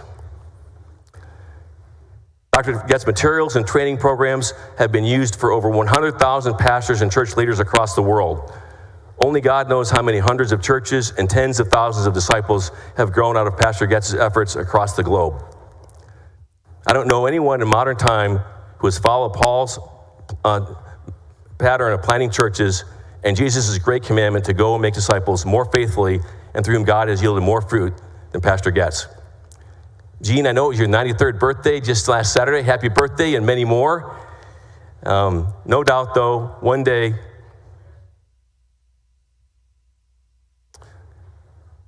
you will receive the highest honor imaginable, a well done and good and faithful servant from the Father himself. But today we celebrate you on the Texas Capitol and thank you for your life of service and for how you've brought glory on our Lord. Thank you, Mr. President. Senator King on the resolution. Thank you, Mr. President. Members, Gene and I had never met until about 6 years ago, and I heard him speak, and he was talking about this Bible project he had been working on. It took him 7 years to complete it. He started it in 2005, and I call it a study Bible for the digital age. And so I remember telling my wife, I said, I think I'll get one of those. And of course, being a guy, I just forgot about it. And then on my birthday, a few months later, in February of 2000 and whatever it was, I guess 2001, she got one for my birthday. And it has these QR codes. As he developed this, he divided the Bible into 1,500 principles. And as you read through the book, and I just started Hey Guy today, Doctor, and as you read through a book, you'll see a QR code embedded. And after you read whatever the passage is for that day, then you hold your phone up to it, and it pulls up one of those 1,500 videos, the one that talks about what you just read. And I started doing that, and I have done that almost without exception 6 days a week since Terry got me the Bible, and I'm almost through with the whole thing, all 1,500. It's been a great experience, but the most important thing I wanted to say is that Dr. Getz brought with him for each of you today one of the Bibles, and it has the Texas seal on it and your name and senator on it engrossed on front, and they're in the back hall. You can pick it up sometime today. Also, he brought a copy of his book, The Measure of a Man, which Senator Hagenbu mentioned. It's had, I think, 2 million copies printed. For men, it's for all of us, and ladies, you can give it to your husband or your son or whoever it is that you think needs fixing. Give this to them. And but there's a copy of the book for you as well. And so, Dr. Getz, you've made a tremendous impact in my life, and we've got to be good friends over recent years, and we're just so honored that to get to honor you today. Thank you, Mr. President. Thank you, Senator. Senator Hall on the resolution. Thank you, Mr. President. And thank you, Senator King, for what you had to say. You took away about 2/3 of what I was going to say, but of all the people we have come here, this is one of the most impressive moments for me to actually finally see in person Gene Getz. See, I visited with him. I got the book. Scott Wall provided a copy to us a couple of years ago. And you're right, it's divided into about 1,500 parts, very digestible. And I made a commitment a while back that I was going to cover one of those lessons every day. And I'm almost to the halfway point now, every day in there. And it's the absolute best way I have ever seen to actually read and understand what's in the Bible.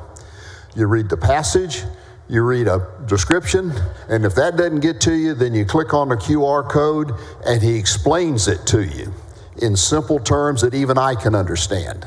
And so this is fantastic. I can't thank you enough for what you did. And your book, The Measure of Man, I've been giving that to people now. I think it's one of the best books I ever read to get people to take a real assessment of themselves and see where they are or you might want to read it for somebody else.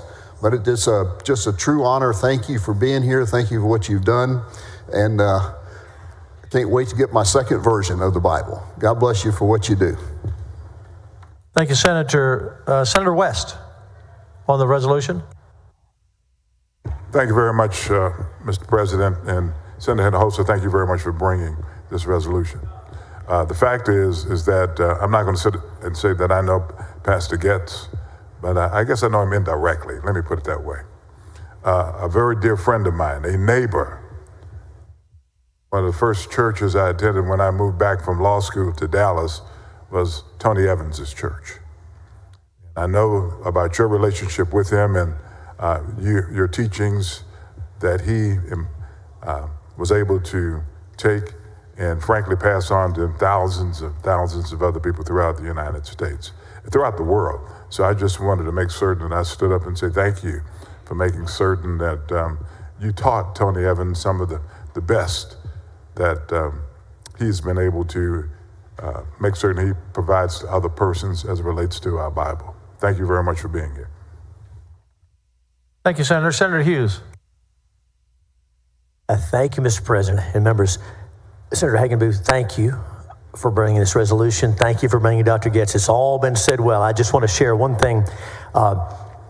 Many people here I know read their Bibles and know them better than I do, and many people back home watching may be aware of this as well. But the Bible talks about spiritual gifts and how everyone who's put their faith in Christ, every born-again believer has spiritual gifts. And also, there's a passage where these gifts are people who were given to the church. And this is in Ephesians chapter 4, just briefly. It says, and he, speaking of God, and he gave some to be apostles, some prophets, some evangelists, some pastors and teachers for the equipping of the saints, for the work of the ministry, for the edifying of the body of Christ. And it goes on to talk about these individuals who God has given to us. And we have the honor of being with one today who God has given to us as a gifted teacher, a humble man who loves God and loves God's word and has just given of himself, he and his wife. And so it's all been said well, but let me just say one more thing. The Bible that we've been talking about, every member of the Senate has been given one. That's a real pleasure for us. But for anyone who is watching or listening to this, I just cannot commend this to you enough. It's the Life Essential Study Bible. I don't get a commission off of this. I have nothing to do with that. But as you're reading a passage, if you have questions about the passage, you open your phone and you click a QR code, and it takes you right to a video with Dr. Getz explaining that passage. It's all been said so well before, but I cannot stress enough how helpful how wonderful this is. Dr. Getz, Mrs. Getz, we thank the Lord for you, and we're so glad you're here. And Senator, thank you for bringing this resolution. Thank you, Mr. President. So, Pastor, your heart will glow to know that yesterday we passed a bill on this floor, bipartisan, to put prayer back in public school. And later today, we will pass a bill to put the 10 Commandments in our schools. Thank you for a lifetime of serving the Lord. This is a Christ-centered legislative body, and we're honored to have you here today. So we wish you the best. 69 years, as I mentioned to them earlier, my 50th is this year. I thought that was a lot. 69. That's just a remarkable marriage. So again, thank you. Thank you for everything you've done for the kingdom, and just for fellow citizens who needed a hand up and to be uplifted at the right time. So thank you very much. Members, let's stand in honor to recognize this resolution. All in favor? Resolution is adopted. Thank you, Senator Hagenbuch and Senator King. Wow. We'll talk to Dr. Getz in just a moment. An American tradition like no other. The Central Point Wild Road Pro Rodeo, presented by Country Financial. It's set to be the ride of a lifetime. This isn't just any rodeo. This is where legends are made. See many of the nation's top 20 cowboys and cowgirls compete on national finals rodeo stuff. Right here at the home of the only 100-point bull ride. Barrels, bareback, broncs, tie-down roping, team roping, and of course, bulls. Mark your calendars. The Wild Road Pro Rodeo hits the expo in Central Point May 15th through the 17th. Thousands of satisfied customers make Jim Clark's Consignment Country the most recommended RV consignment lot on the West Coast. Even dealers recommend us. That success comes from dealing with only the cleanest pre-owned RVs at the best prices, no high-pressured salespeople, and treating customers with respect. And we've been doing this in the same location for over 40 years. Before you buy or sell your RV, see why so many satisfied customers recommend Jim Clark's Consignment Country. Family owned and operated at 1630 Rogue River Highway in Grants Pass. Hey, this is Ed, co-owner of Visiting Angels. To continue to serve our seniors, we need more caregivers with a heart to serve. Our mission statement is honoring the art of giving, which means we honor you, the caregiver. We know it's our people that make Visiting Angels the best in-home care provider and a great place to work. Come be our next amazing caregiver. Give us a call or apply online. At Visiting Angels, we're committed to you because we honor the art of giving. He said to me, we are in no way out of the woods yet. This is over 2 weeks since the initial surgery, and you're saying we're still in a life and death situation? When I came home, as I'm pulling in the driveway, I heard such a resounding in my spirit, whose report are you gonna believe? Watch the 700 Club Thursday morning at 11 on theDove TV.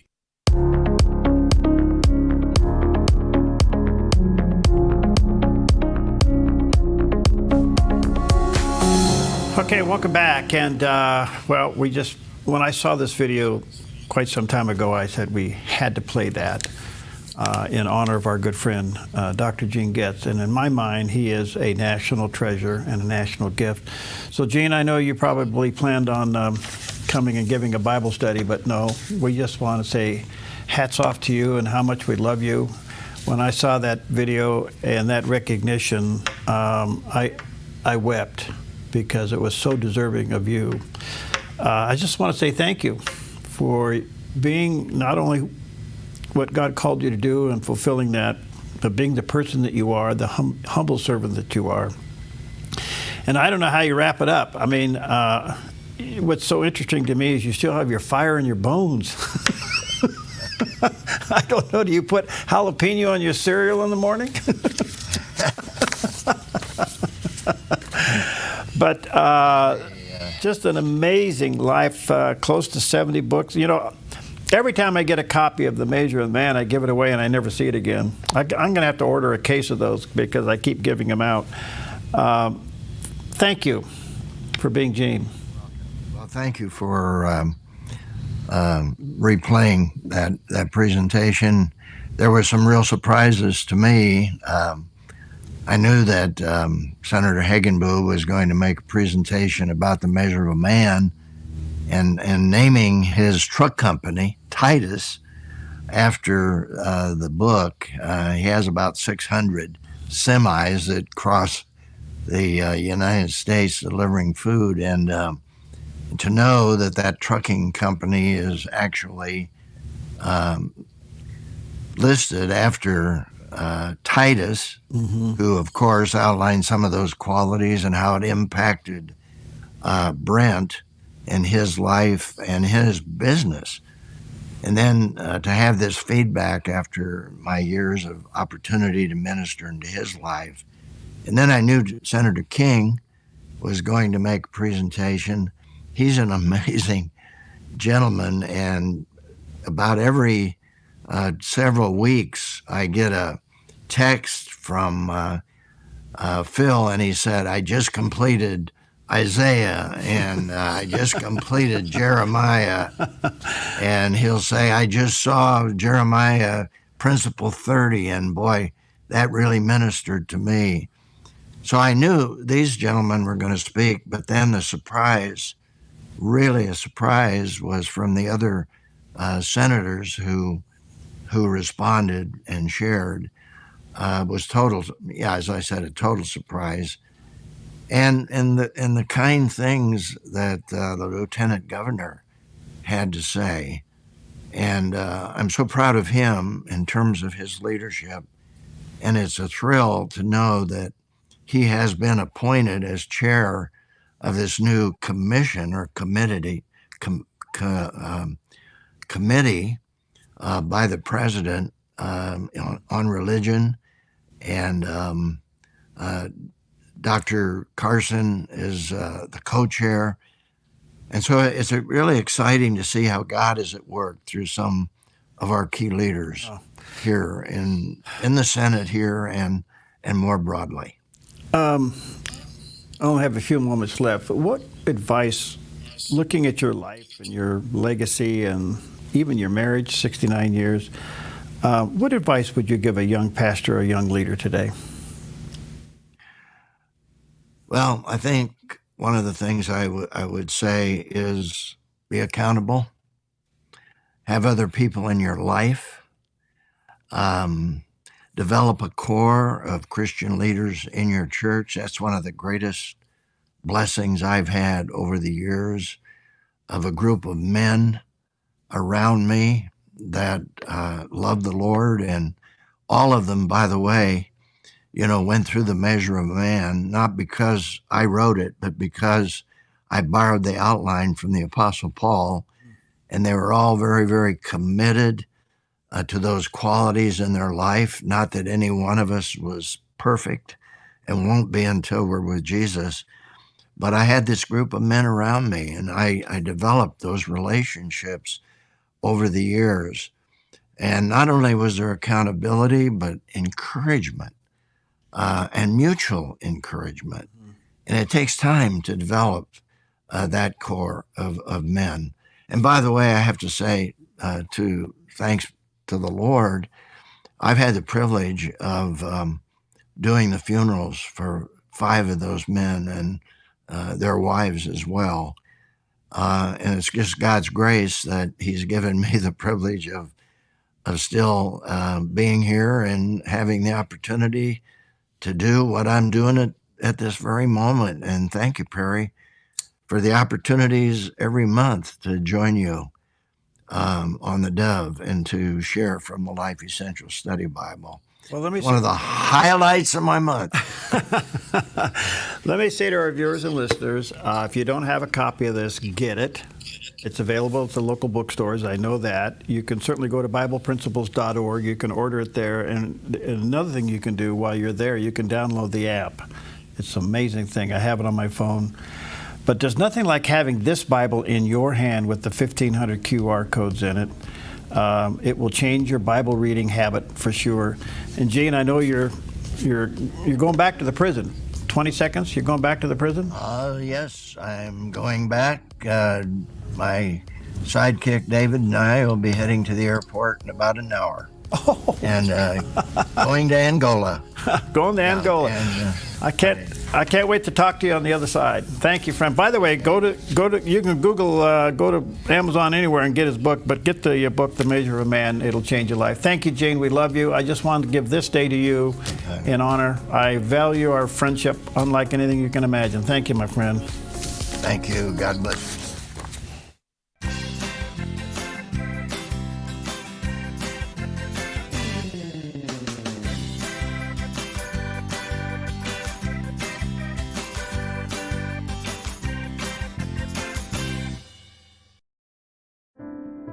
Wildfire season is coming. Are you ready? All it takes is